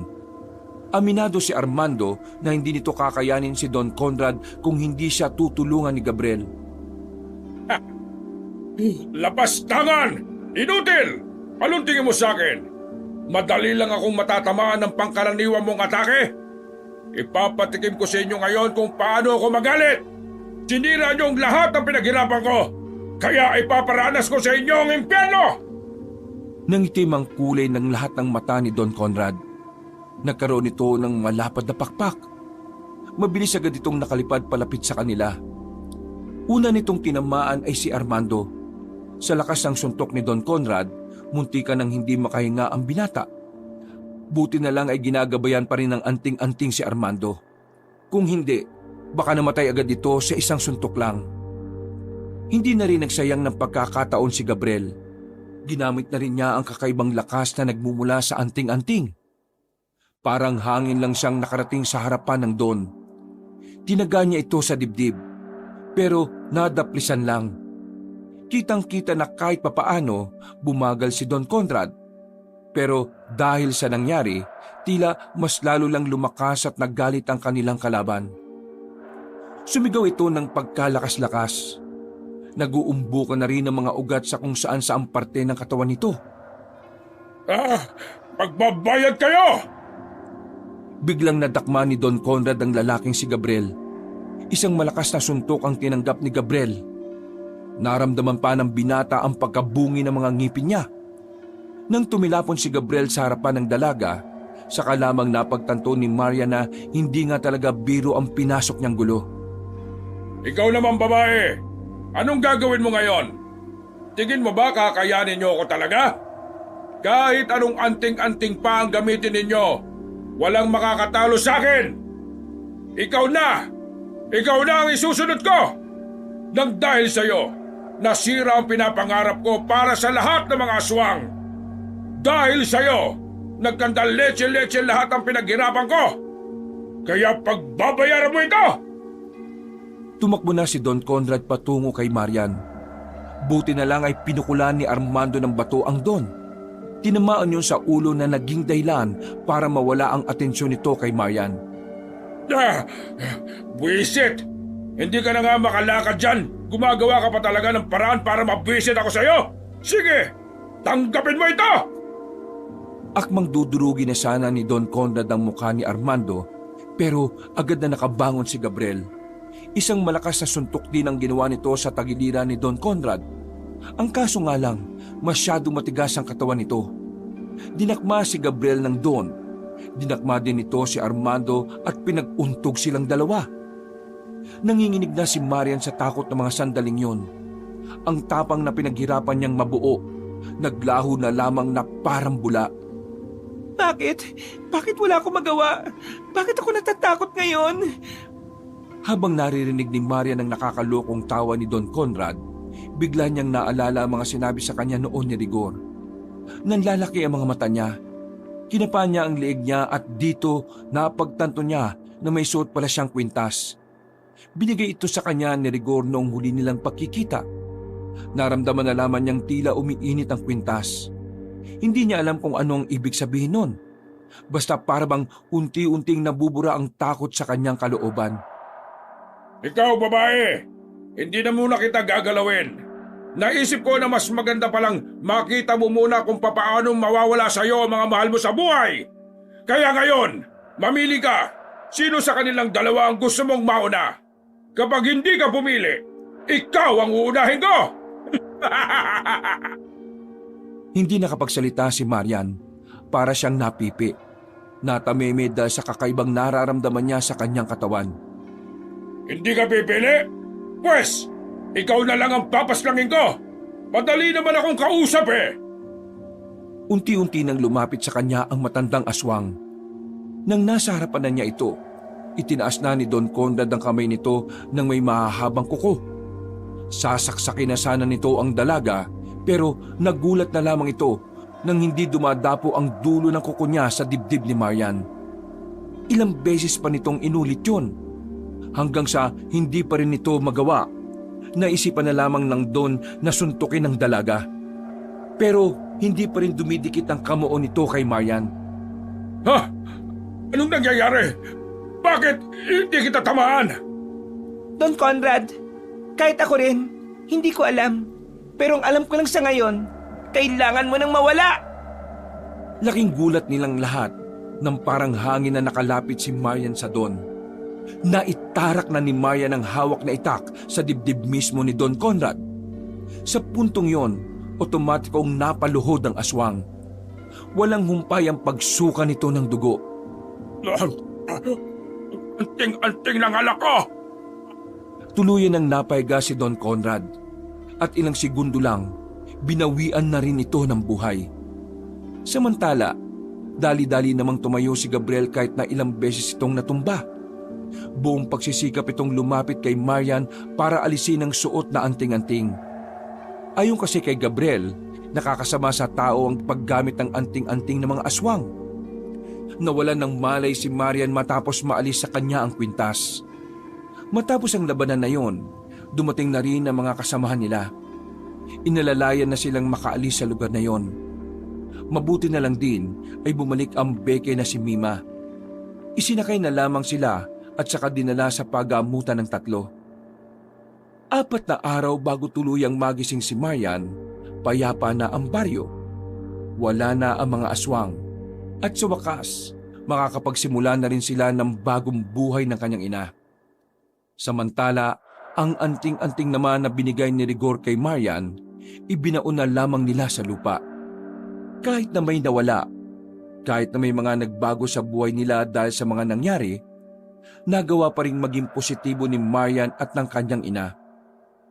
Kasama ang 2 binata na si Gabriel at Armando, nagpatuloy ang kwento ng kanilang buhay ng may ngiti, may pagmamahal at wala ng pangamba tulot ng mga aswang.